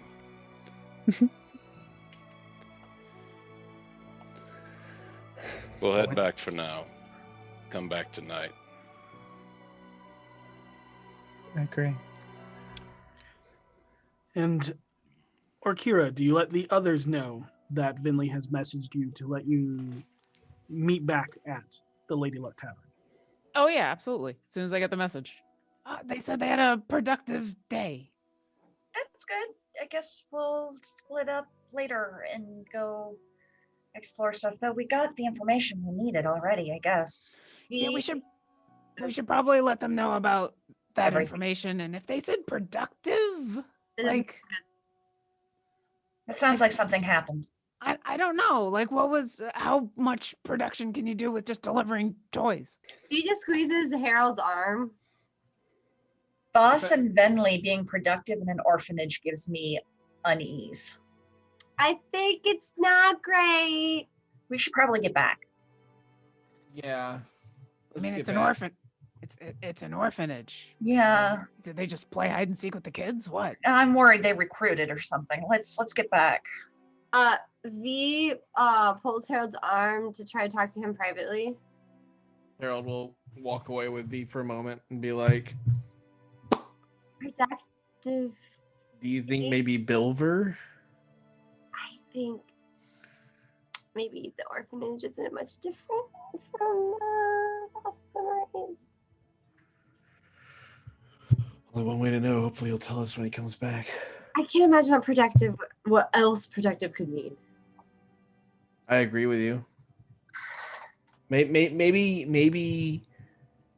it means Bilver's actually bad. Maybe it means that they had a really good time.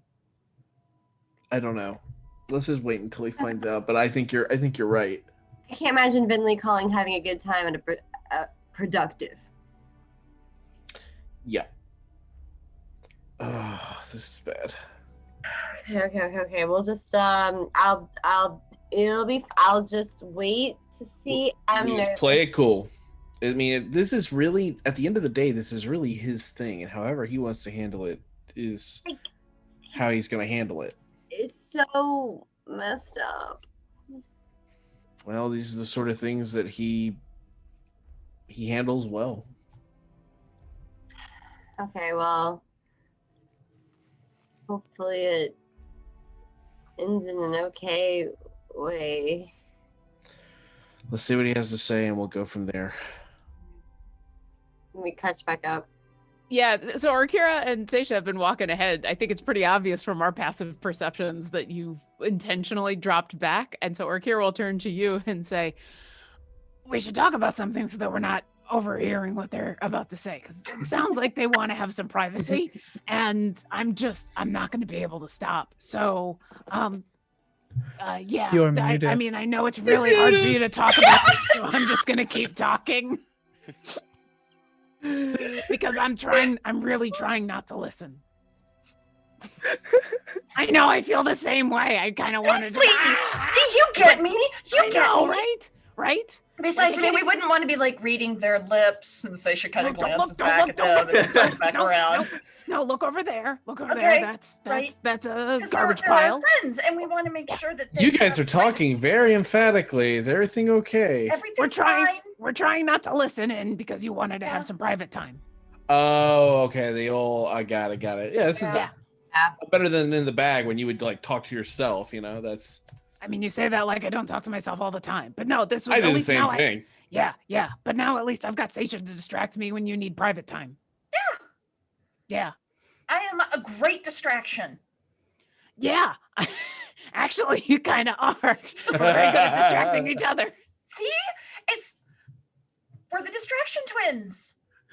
We're very good at it. Oh, look, there's the tavern. There we go. All right. And as you make your way along the westerly wall towards the caravan gate, you actually pass the official Timora's temple on the way there towards Lady Luck Tavern. And as you round about, you see the marketplace is like now filled with people and alive and well. And although a lot of the things they're selling seemed to be ruined, or the produce is just rotten or not grown very well. And you see meandering down The Duke's Way is a very somber looking Vaas and Vinley. So you stand on the outside precipice of the old warehouse turned tavern with the Lady Luck Inn. Oh, that was good timing. I was just talking about how I would send along your message. All right. Thank you. Speaking of your message, would you mind elaborating? Yeah, let's go inside and we can tell you the details. I don't know if this is something we want to talk about out here. Let's go to the room then. Yeah. All right, you all head upstairs into one of the rooms and kind of sit down together as a group. I don't know if we want to fast forward, but Akira will give like the TLDR of what happened Okay. of everything, like pretty accurately, not embellishing though. So, Okay. and then at the end of it, be like, yeah, and then we decided to just come back instead of going all over the city because it kind of sounds like we found out a lot of what we needed, and maybe we should get ready for a meeting tomorrow with the person in charge of the entire city. Did she say why she wanted to meet with you? Or Not us in this case? Not specifically, but she was talking about how there was problems and she complimented us a lot about being adventurers. And I got the sense she probably is going to ask us to go check out the water supply. That seemed What kind to of be... a vibe do you get from this woman? Respectable, trustworthy, not afraid to speak her mind, badass. She fought with us. Okay.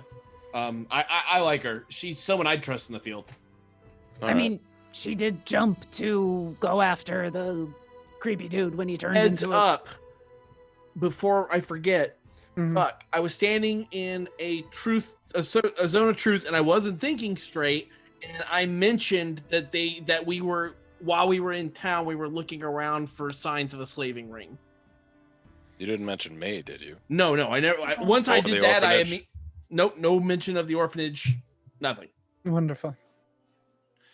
And at All that, right. Orkira is going to put two and two together and look over and say, productive?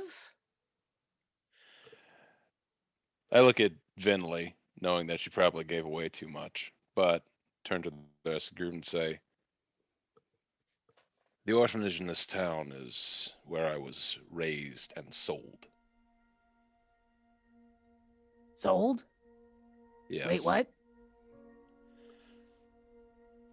Have you ever heard of the organization known as the Reforged Ring? I've been on this plane of existence about a week. Fair enough. They're a slavers guild. I was a member. Emphasis on was, it sounds like. Yes. And you're afraid this orphanage is connected? It was. I grew up in that orphanage. And I was sold there. We met the woman. I turned to Harold. I don't think Bilver is involved. I think your instincts were right on that. You thought. Bill Never mind. Continue with what you were saying. As for the woman who runs it, known as Mother, I'm not sure. I felt she lied to me several times, and Vinley found some suspicious items in her office. Right. She had a book that seemed very suspiciously glued together and never have been touched. It warrants further investigation. Probably like pull it out in the bookshelf moods. That was my thought.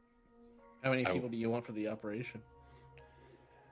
This needs to be done with stealth, and this needs to be done with subtlety. No more than 3. Out of curiosity, why? Why stealth? Why secrecy? I never knew the extent to which the orphanage was connected to the city. It may, as of yet, be connected there still. We were told that adventurers are given much more leeway where the laws are concerned. Whatever the case may be, until I know where everything stands, trying to approach this openly is out of the question. I need to know. You need to know if the orphanage is a part of this anymore. Yes. Vaas, I would like to go. I'll leave my armor here.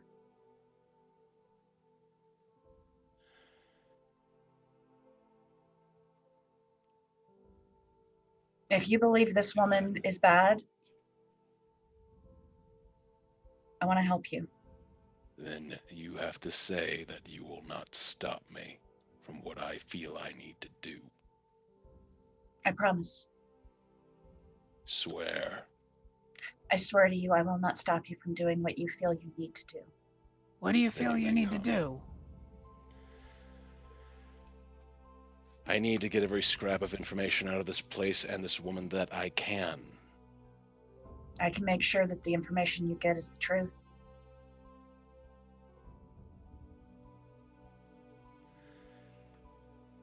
Okira, I don't think it's wise that you come. Are we having one of those moments in where you need to do something and you're gonna make a decision and you're not gonna think about other possibilities? In this case, I don't see any stream other is down. possibilities. I've got a network error. Oh, mine's still going. Mine's still going as well. Oh no, it's just That's on mine. your end, I'm you're good. sorry. Sorry. It's okay. Got worried for a And second. the world stops for a moment. Seisha, check your phone. You got a network error. Stupid bars!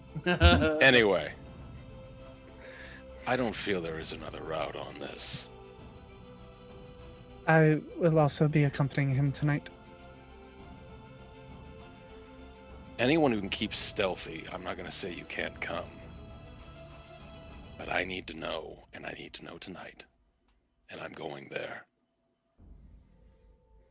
I can't be stealthy, but I can do what we did the last time you needed to be stealthy and hang out outside and wait and keep an eye on things.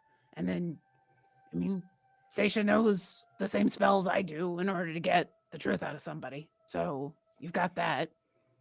This will be done in the dead of night. I don't know if the woman suspected us or not. She wasn't dumb by any stretch of the imagination. She might have known something was up. So I don't know if we'll encounter resistance or not. How did Harold, you what were you part gonna with say? her? Did you leave on good terms? Absolutely not. Oh. What were you going to say, Harold? Gonna say, well, I'll get a hold of you before you guys head off for this thing. It sounds like you got your 3. As for that, in any case, sounds like we've all had a. What time is it? We haven't been out for very long. Early. Have we? Been Early. like, Okay. 2, maybe 3 hours at most since you've woken up. Then It I was a say busy there's 3 hours. Then I say there's plenty of time till nightfall. I assume it sounds like you were very importantly interrupted, and it does sound like you found out some critical information. which is We good. found out where the harrow dust is coming from, its trade route, and that they were basically assaulted by far realm creatures who force fed them all of the harrow dust and injected them with the mother's milk. And they all transformed, except for the one guy who woke up with a eye on his chest and came to town. And he ended up turning into a harrow beast. And the elder eye spoke to us. Oh, Yeah, that was horrifying. Oh, is that what that thing was? Yeah, that was the elder eye, I think. I hate it. That wasn't fun. I hate it. But we managed to dispatch the far realm beast without any of the surrounding people coming to any harm. Almost. Well, aside from one guy, but he punched Orkira. I healed him. It's okay. Yeah. Are any of you suffering any lingering effects? I understand that sometimes this hits you deep. Akira more or less took care of it. I'll have those nightmares later. It's fine. Do all of you feel up to doing what we originally planned during the day then? Yeah. All right. Mhm. I suggest we all do that and attempt to fill the hours with the rest of the day that way then. Of course. Sounds like a plan. All right. Good work, all of Oh, you. did you guys tell him about the mountain? No. I would have said Yeah, I everything assume that all had that happened. would have been Yeah. TLDR. Oh Yeah. yeah. So I Sorry. would have said, yeah, and also the mountain is apparently alive. Well, the we kinda- mountain is an old thingy Brainwashing. buried in it, and it's acting through the mountain as its region, and it's doing things to people within the mountain. Beware the mountain. It's not that the mountain is alive; it's what's in the mountain is alive. And I think Maybe, or I think residual. about this for a second, and then I hand go into my potion bag, which is jingling and jangling at this point in time, probably. And I pull out 3 potions of sanity. I hand one to Yomeliana, Mhm. and I hand one to Harold, the 2 people I believe that may be the most susceptible to this, Oh, thanks, brah. and keep one for myself, as I'm in the same boat. It didn't attack me again. Hey, thanks. Is it a potion of sanity? That's troublesome. We already have 2 potions of sanity if you want to give it to somebody else. Okay. Give it to her, Kira. I've got one already. Give it to her, Kira, for sure. I bought Okay. 2 because, well, you're right. I am susceptible. And still, though. That is deeply troubling, Seisha. They just don't attack me. At least they like you. I'm not sure that's a good thing. For now, it is. V speaks up and says, when I asked, I believe it was Orkira and not the stone, whether or not Osvaldo was alive, it said maybe. And I think if the mountain turns people into zombies, that might explain that. I was thinking that too. It's a possibility, but don't dwell on it. We don't know. Once you get them out of there, it may not have an effect on them anymore. Maybe it's Right. a brainwashing thing versus like a life or death thing. Perhaps like a hallucinogenic drug. Once you stop taking it, you stop hallucinating. V, do you want comforting or do you want brutal honesty? Brutal honesty? Okay, if he's been working in those mines and he's been exposed to the harrow dust, Oh, he's like a monster now. but we don't know that. He could have just been working the mines. Yeah. I mean, We don't know any of this, guys. Right. Harold is right. I'm just a worst case scenario person, apparently. yeah, Whatever the case, I say, unless there's anyone else has anything else to add, let's get to work. What exactly are we trying to uncover? Oh, by the way, the guy that had the thing was a Xantarum, rather. Yeah. Zentarum. A snake. I got it right. I got it right in the end. they're such similar words. I had to wait for that keen mind to kick in. At this point, I would say anything else that would link either the Zentarum in this case and Juno the Harbinger in the city at all that perhaps the nobility doesn't see. Since we're going to be meeting her anyway, anything we could learn now would be useful. Right. Anyone suspicious within the areas, anyone out of sorts, or anything that's suspicious in the area that we can present to her as potential evidence, or anything that could potentially link her to this. We may find nothing, but we have the day. Yes. Oh, did you want me to try? Well, I guess I should wait till the end of the day. I was gonna see, Finley, do you want me to try to reach Nigel again? Never mind. Who's Nigel? Nobody. Are I we gotta go. And Sasha gets up and walks away. Who's Oh. Nigel? I don't know. Do we think we're gonna have enough time to rest before? And Orkira will like meaningfully look at Vaas. Before? Oh. Perhaps not, but What kind of rest?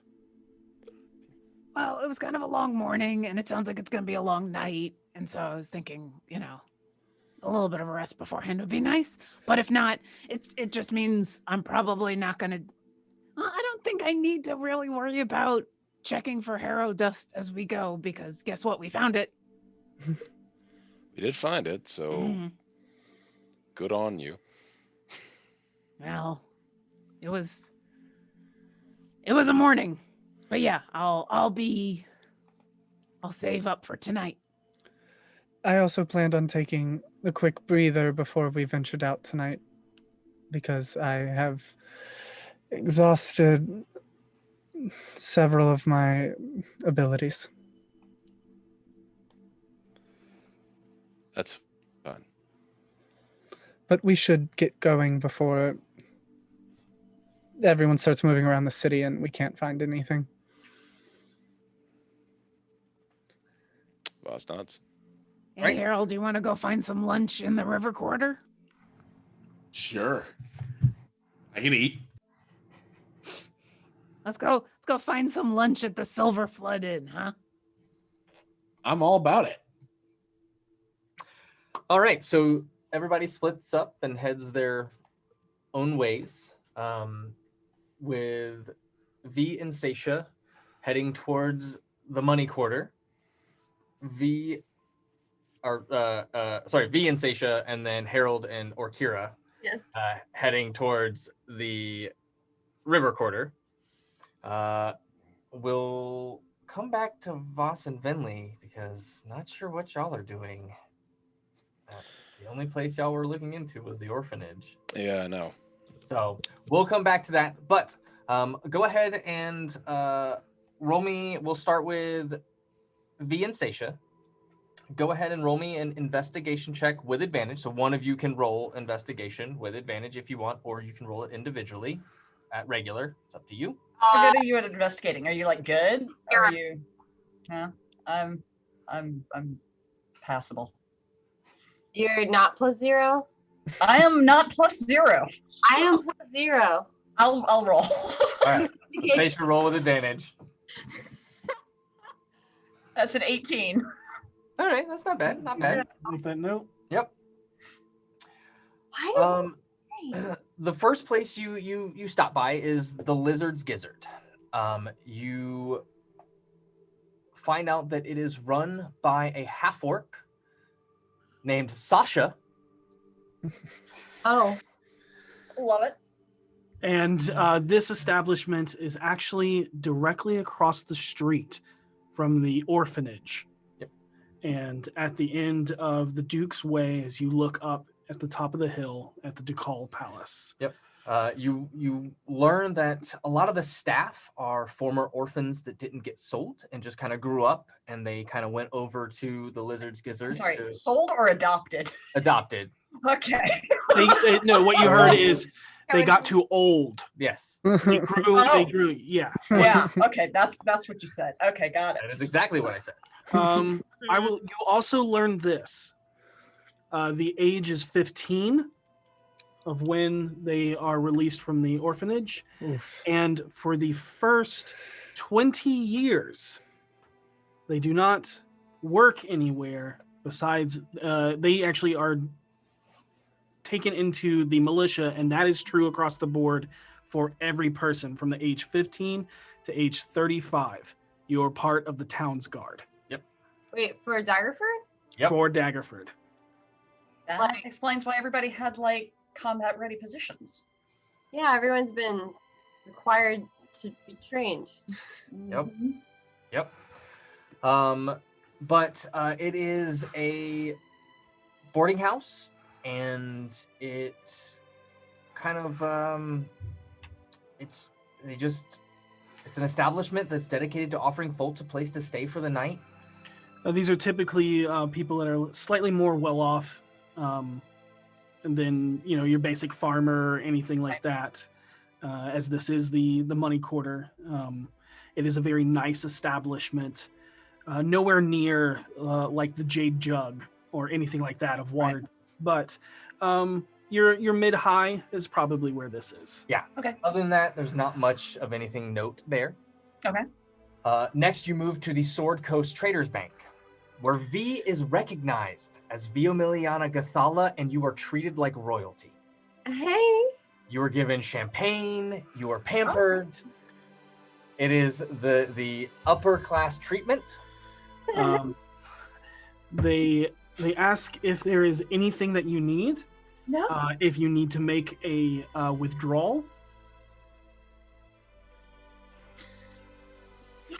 Yes, you do. You need to make a withdrawal. No, wait.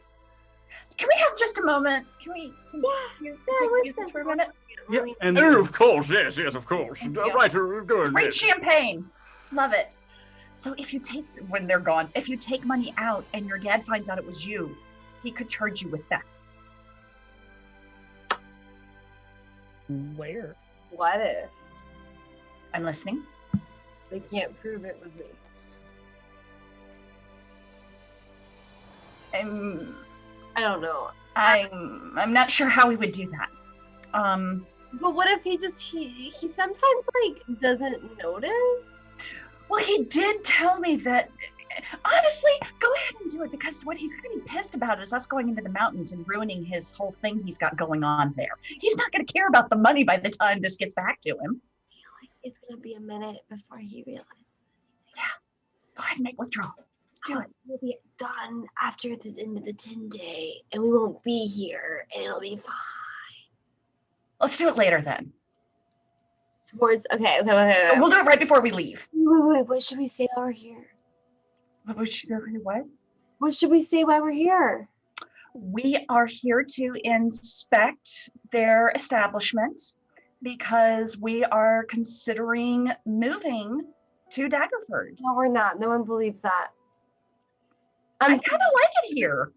We're not. It's not happening. It's not realistic. It's not happening. See, this is why I don't lie. I'm a bad liar. Tell them that we just heard about this place and wanted to see it. Maybe. You know what? Go with your gut. Listen to what your gut tells you and go with that, and I've got your back. Ting!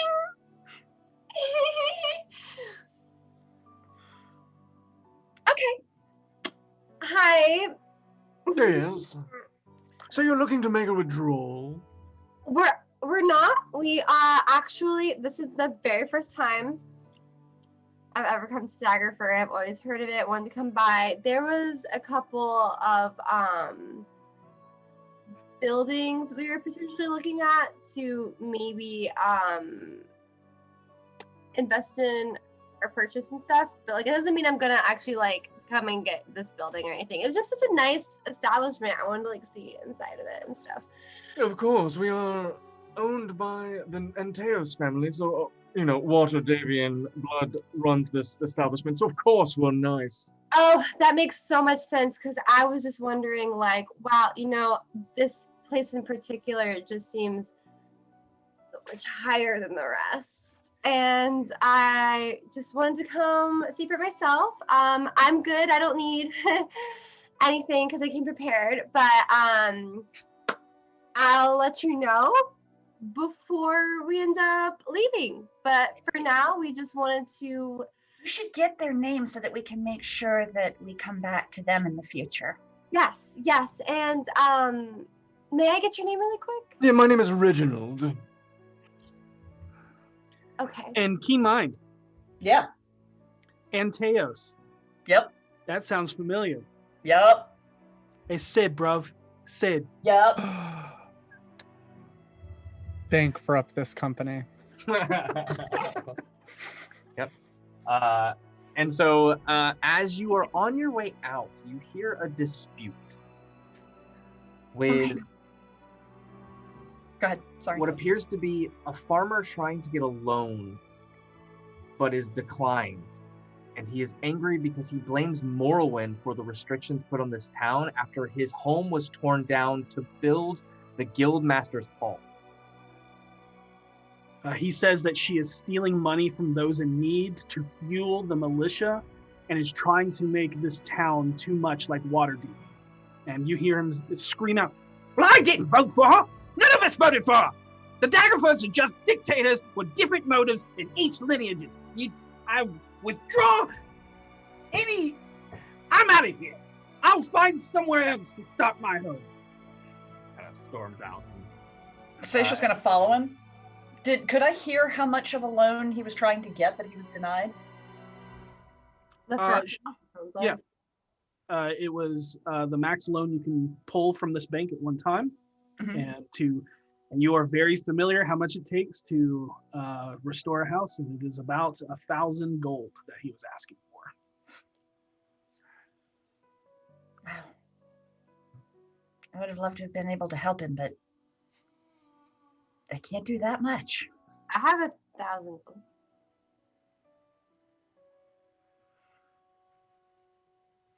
He's storming off down the way. Hey, dude! Hey, mister! Just give him some of it. Don't give him all 1,000, because we may need that. He turns around with like this sour, just like quick heel spin. He goes, "What? I'm sorry. No, it's okay. A little upset. I couldn't. We couldn't help but overhear Yes. what happened in there. And we'd like to make a contribution. It's to fine. help you. I don't need charity. It's not charity. It's not. Because what you do helps feed the town, which helps enrich the town. So really, we're just helping you help other people.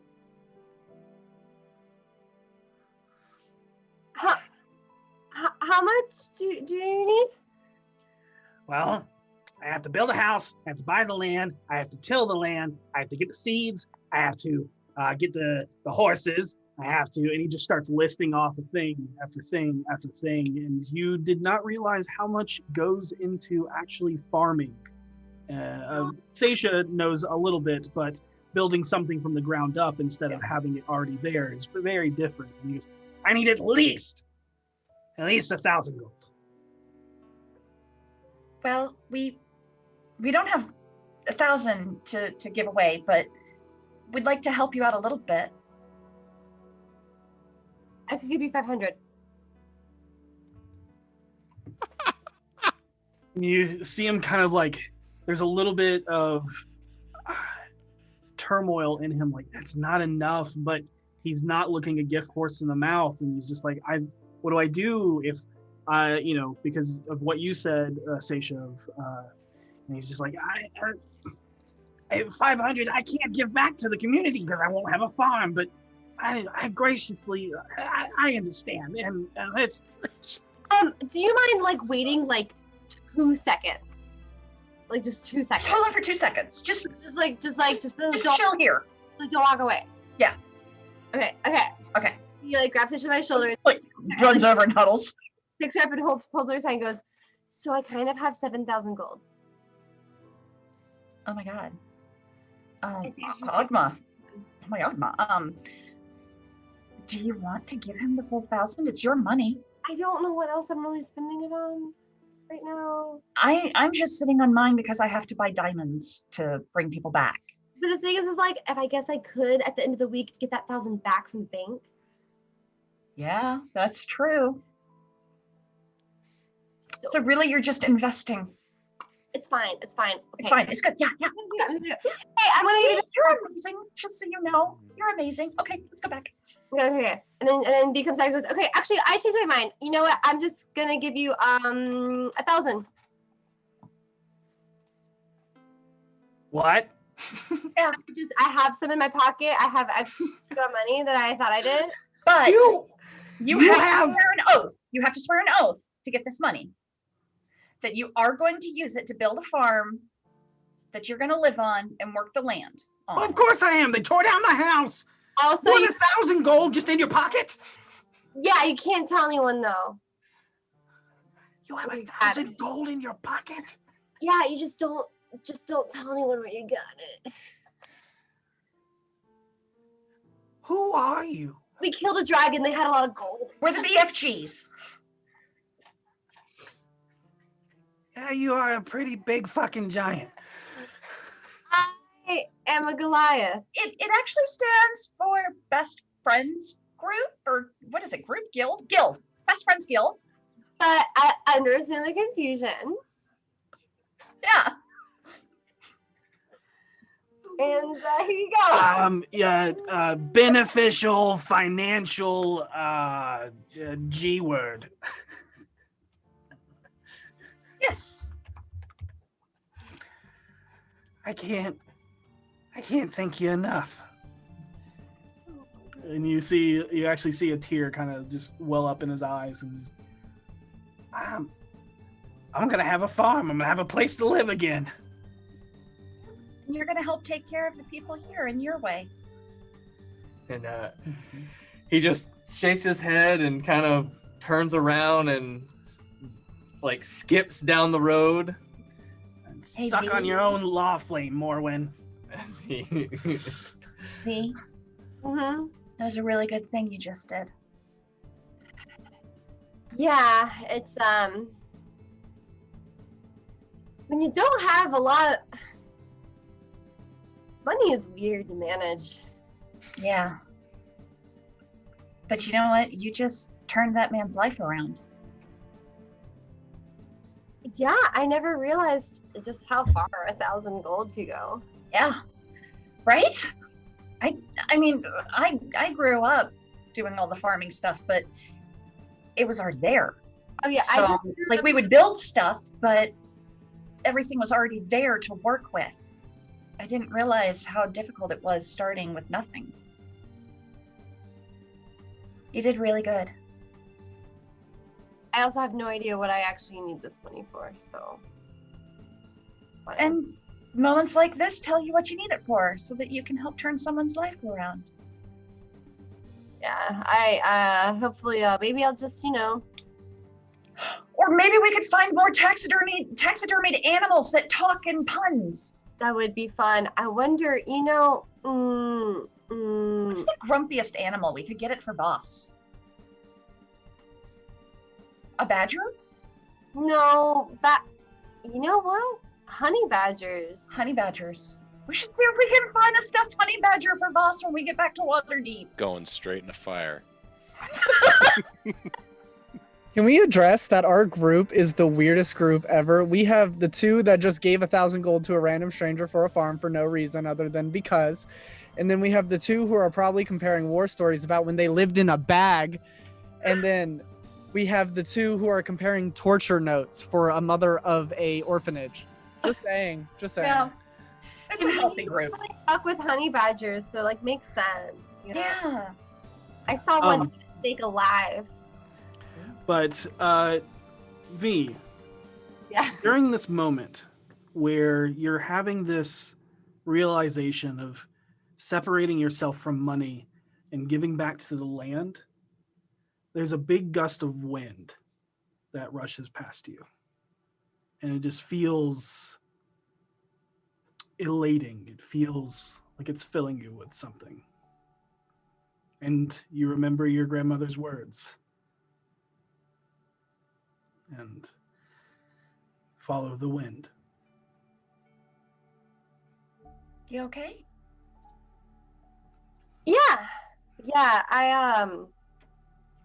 I'm not sure I really need that money back after all. Good. So 'Cause I maybe don't think you're gonna get it back. Yeah, maybe we don't need to go Rob your dad blind? again. I'm sorry? Nothing. Take out all your dad's money in the bank. It's hard to not feel like he owes me Yeah. on some level, especially if Osvaldo is a zombie in a cave somewhere. Yeah. I think he owes you for everything he's done to you. Just the things you've said offhandedly. I'm sorry, V. You deserve to have a happy life. You're a good person with a good heart. And you deserve to be able to soar the way you want and to act without someone constantly demeaning what you want to do and think. Yeah, I just.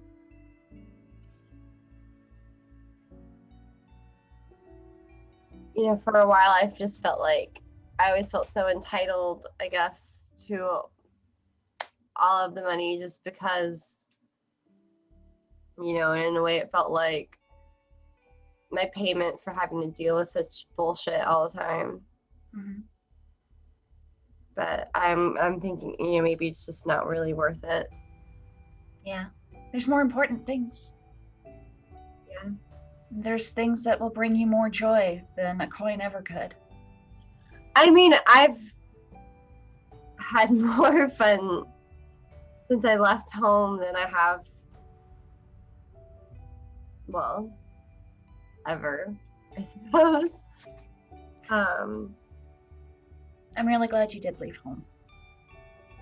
Yeah, I know it's really difficult to understand, especially since none of you guys grew up with like a lot of money, but it didn't really seem that, money didn't really seem that important to me until I left. And even then, it still didn't seem that important to me. But maybe it's because on some level, we've always kind of had just enough money to just get by, but I just hadn't noticed.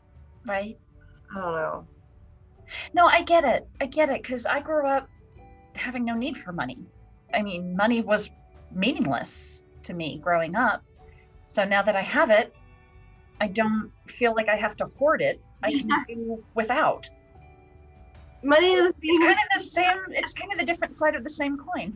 so much of it. It was never an issue. Yeah. It is interesting having it be a new issue, having to count and realize how much I have. But I think that's why for the longest time, I'm just not as quick to spend it all as I have been in the past, is because I feel this need to save all of it to accumulate a mound or something. I don't know. Oh, maybe you're part dragon. Maybe. Or Kira's gonna be mad. She hates that. She's gonna really be yelling. Yeah, she does not like dragons. That's gonna have to be some questions can I ask you about in private later, because I just don't understand the history. Okay. Yeah, we can have Coco and talk about all that kind of stuff. Because aren't dragonborns technically related to dragons? No. No, they're not. Then how are they so? They, if I remember correctly, oh God, I hope I'm remembering this correctly, and Lauren's giving me the eye now. The Dragonborn were created as slaves for the dragons. I didn't know that. I think that's it. I just remember that there's Dragonborn and dragons don't like each other. Kobolds love dragons, but Dragonborn don't love dragons. Aren't kobolds giant lizard people? No, they're teeny tiny little lizards. They're adorable. They're lizards. You can fit 3 of them in a trench coat. That's a pretty big lizard. Well, I mean, it's big for a lizard, but it's tiny for a person. They're 2 feet tall. Lizard, because it's a big lizard. Well, I mean, look at where is my brain tonight? I don't know. And as Seisha and V continue to contemplate the quandaries of races in Faerun, we're going to move over to Harold and Orkira, who make their way to the river quarter, where you stop by the Silver Flood Inn, which has a wonderful continental breakfast. But you see that being wrapped up as lunch is being served now. But a wonderful place to get lunch. And Do they have a continental lunch? if you're staying there. Oh. But they have lunch that you can sit down and have lunch in. You come in and it looks like a mining town. So there is mining decor and there is mining carts and even when you walk in the middle of the day, it's all very low lit. There's big wooden beams that look like structures holding up the stone that's inside, and everything's lit with those mining lanterns, the old train yard lanterns and stuff like that. Yeah. If you want to go ahead and roll me an investigation check, either one of you advantage or both of you separately. I mean, I'm a -1 and I'm at also -4 on everything. So I think Or Kira looks at Harold and is, I've heard of themed restaurants before, but this is really weird. And she's way too distracted to do anything but offer you help. Also, you're muted. I would roll those dice on Akira. See where them bones go. With all my negatives right now? Oh yeah. We'll get to some of those rolls later, I'm sure. I'll roll with advantage. Harold will immediately. I got a 19. Harold, Okay. yeah, I got that. No worries. I'm good at finding bars. But other than a wonderful meal and really fun decor, you meet the retired adventurers who own it. Their names are Connor Filvarson and Genfar Redgren. There's not much more of note here. You then make your way to the constable, where the jail is located. It's where the town guard bases their operation. It's where you learn that pretty much the entire town is trained to fight in the militia for 20 years. So everyone in the town knows how to defend the town itself. But you also kind of get clarification again from what Morwen said earlier, that adventurers are a welcome sight in Daggerford. Daggerford has a very rich history with disasters, and adventurers help keep the town from being burned down multiple times.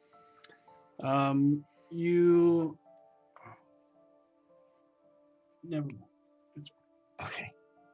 Forget what I was gonna say. All right. But in your investigation, there is no no Zentarum, no Xanathar, no Harbinger, aside from the occasional chatter of the Harrow dust just from the trial itself today.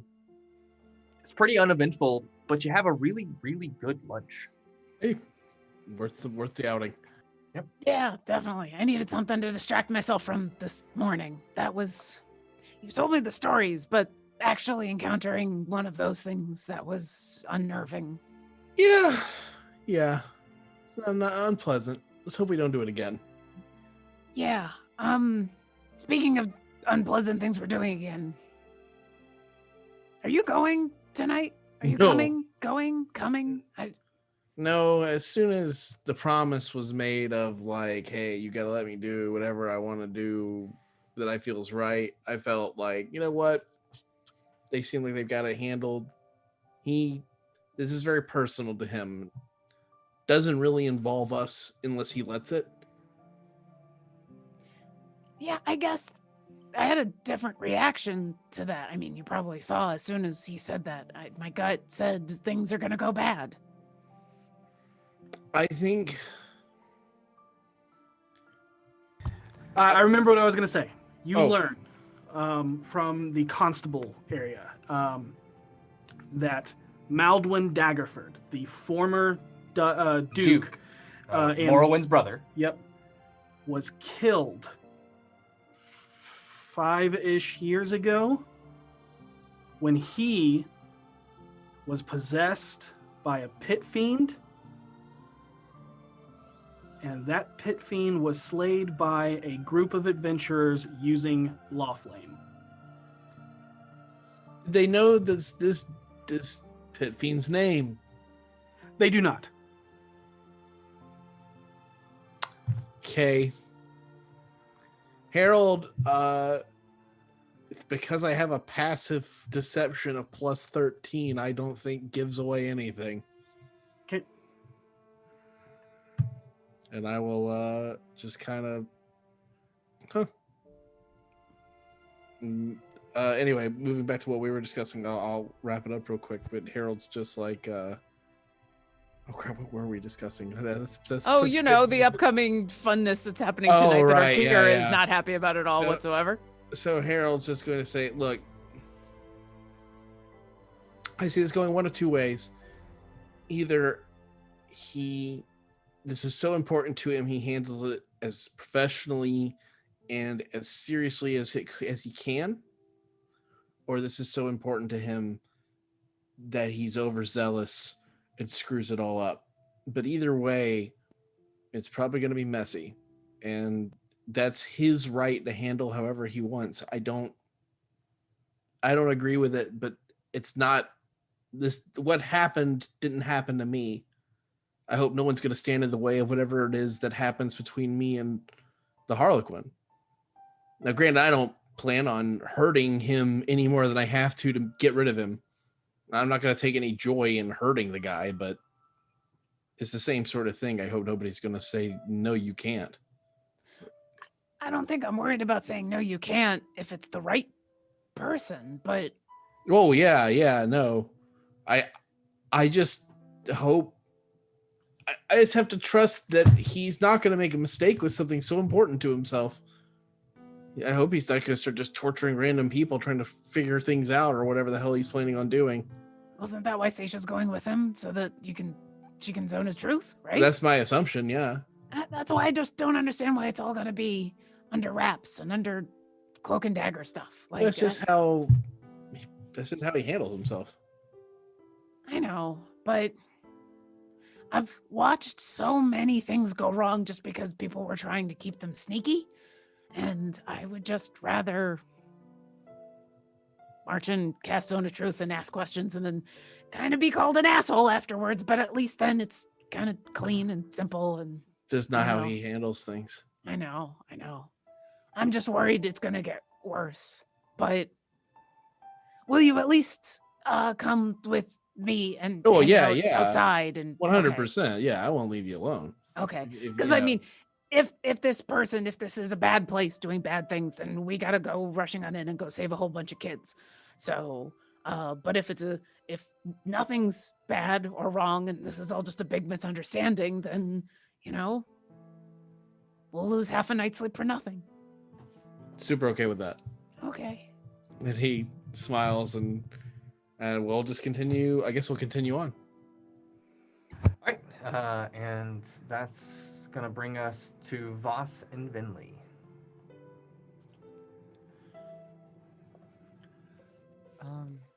As you head off. Or you just Stay and talk. It's completely up to you. If there's anything you want to do, if not, then we can move on to the evening. Is there a particular thing you wish to look into aside from what we already have?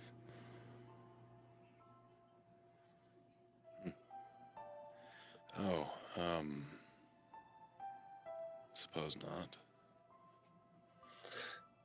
Very well. I know this probably isn't the best time because it's a rather fresh wound, but I have made a rather powerful ally in the recent days, and believe what you will about the situation. What am I meant to believe? This thing appeared, took a piece of you against your will, and then left. I mean, technically, I didn't.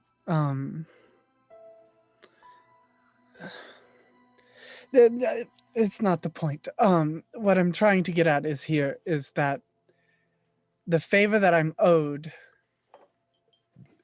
I'm not going to be able to use it for my own personal gain, is what I'm trying to say. And if there was anyone I would... I'm offering you. Yes. I actually appreciate that you're giving me this opportunity. But understand, never in the deepest, darkest of hells would I say yes.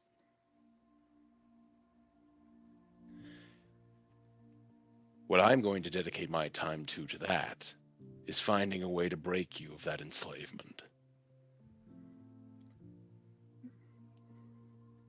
This is... You know how I feel about magic. Yes. I see you having your soul snatched by a thing that I could not prevent nor even stop. I see Harold dealing with a creature I can't even see when it's right in front of me. With Seisha, we don't know what her ties are to this thing beyond the realms. Every time Viomeliana fights, it's a family reunion. Okira's the only one that seems to be attached to something that seems to be completely and utterly benign. Even then, it feels too much like pieces of you are just being taken by beings beyond your control. And with something like that,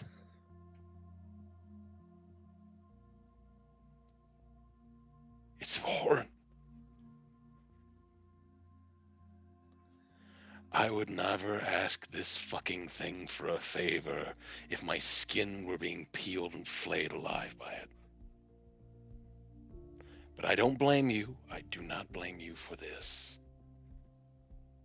What happened was a result of abjurant magic. Well, I wish all of you would stop doing that. It's not your fault. But we will find a way to break you, and we'll find a way to break Harold if necessary. Of whatever colors you. Your souls are your own, and your decisions are your own to make, no matter what. Right. I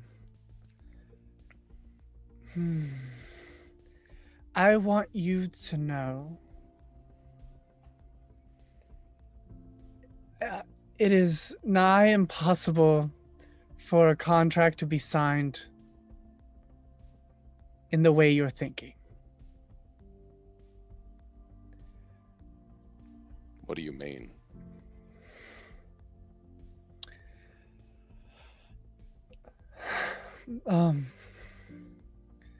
I may have gotten a tad greedy. And I'm telling you this because I believe between us, there should be no lies or secrets kept because you are the one who is to keep me in check. I hesitated to stop him from leaving. I didn't even attempt to because I was curious. But you didn't know this would happen, did you? Mm, You didn't know this would happen, did Not you? specifically this. I knew something would happen. I didn't know this would happen. Did you summon this on purpose? No.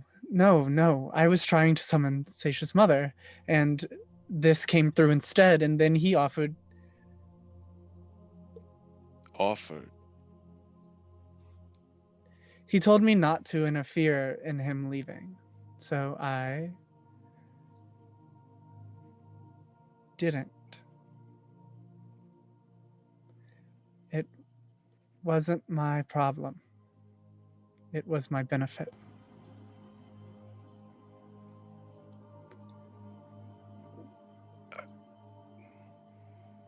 But you knew what that was. It's from the Nine Hells. It's an untrustworthy thing. It's biologically evil. It's not the evil of men. It's a created by the weave evil. An evil with a great power to help us stop what is coming. I have one thing. And you hate it, but I have one thing. And it is my magic. And if there is a hope, a chance that I could get magic more powerful than the ones I currently have, I have to pursue it to protect you all. This was probably a mistake. Finlay, what do you want? I want my friends to live peacefully and never have to fight again, but I can't do that because I'm weak and I die. So if there's a way for me to And be if the strong. time comes where you're so inundated in this that I am forced to kill you, what then? We've had this conversation before, but I thought it was sophistry. I thought it was hypothetical. But now we are staring down a reality I don't like. We are. Nothing I say is hypothetical. It never has been. I can see that now. What? And- This is the same deal with Seisha and the damn hag. What good could come from this? A minute of unleashed Pitvane. Think of what we could do with that. And all I have to do is not mess with him. And that's perfectly fine by me. And if this thing joins our enemies, what then? We don't know what it wants. We don't know what its agenda is. We don't know anything about it. All from what Kieran, you told me, it's after some succubus somewhere in the world or in the hells or something beyond our reach. But what if that's not the case anymore? This is eternal. This is your soul.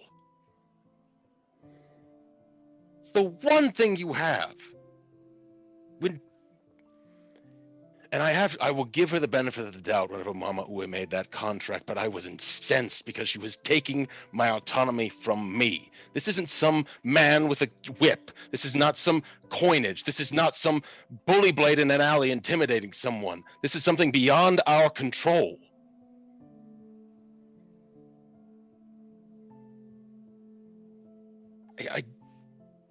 I just don't understand. Honestly, neither do I, but I've made my choice. And now I have to live with the consequences of my actions.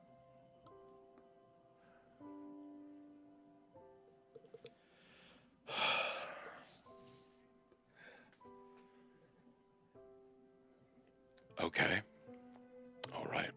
So, pragmatically and logically, I would rather use this benefit before it is time up.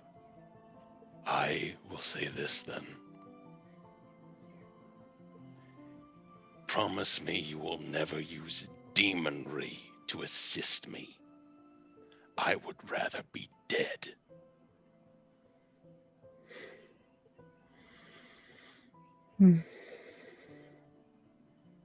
If anyone else wishes to make use of it, I won't say anything. But you will not use it to assist me. I understand somewhat of your necromancy. You have this hold over the dead, but they're just dead things. This very living, very powerful entity now has a permanent hold over you. And I can't break a chain. I can't kill a man with a whip. I can't even kill this thing.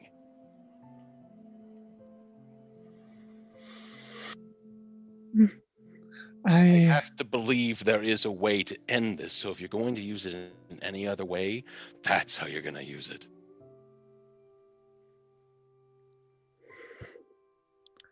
I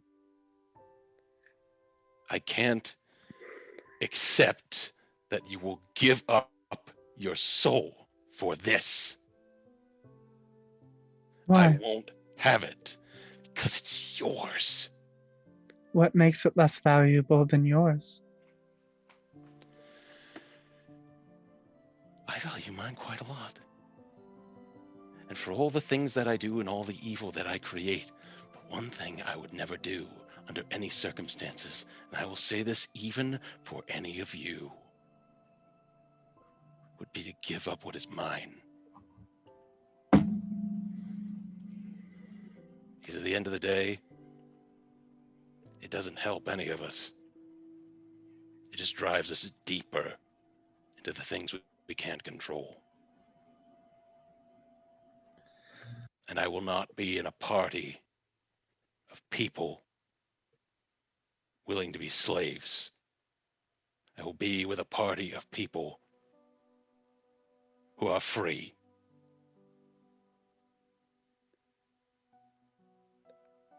I should be very clear. I don't believe any of us to be enslaved to anything. And you may not see it that way, but ultimately every single one of us entered each deal willingly. My contract has a stipulation, yes, but it's not anything that I couldn't handle. All I have to do is avoid one pit fiend.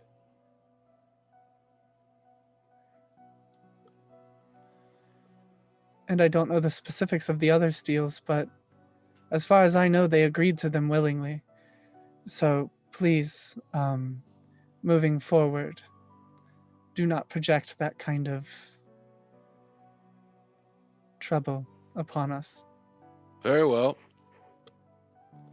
And I hope when we talk about this again, as we'll talk about it with Seisha, as we'll talk about it with Harold, as we'll talk about it with you, maybe not now, but certainly in the future, when we weigh what we gained against what we lost, I hope you'll remember this. I always do.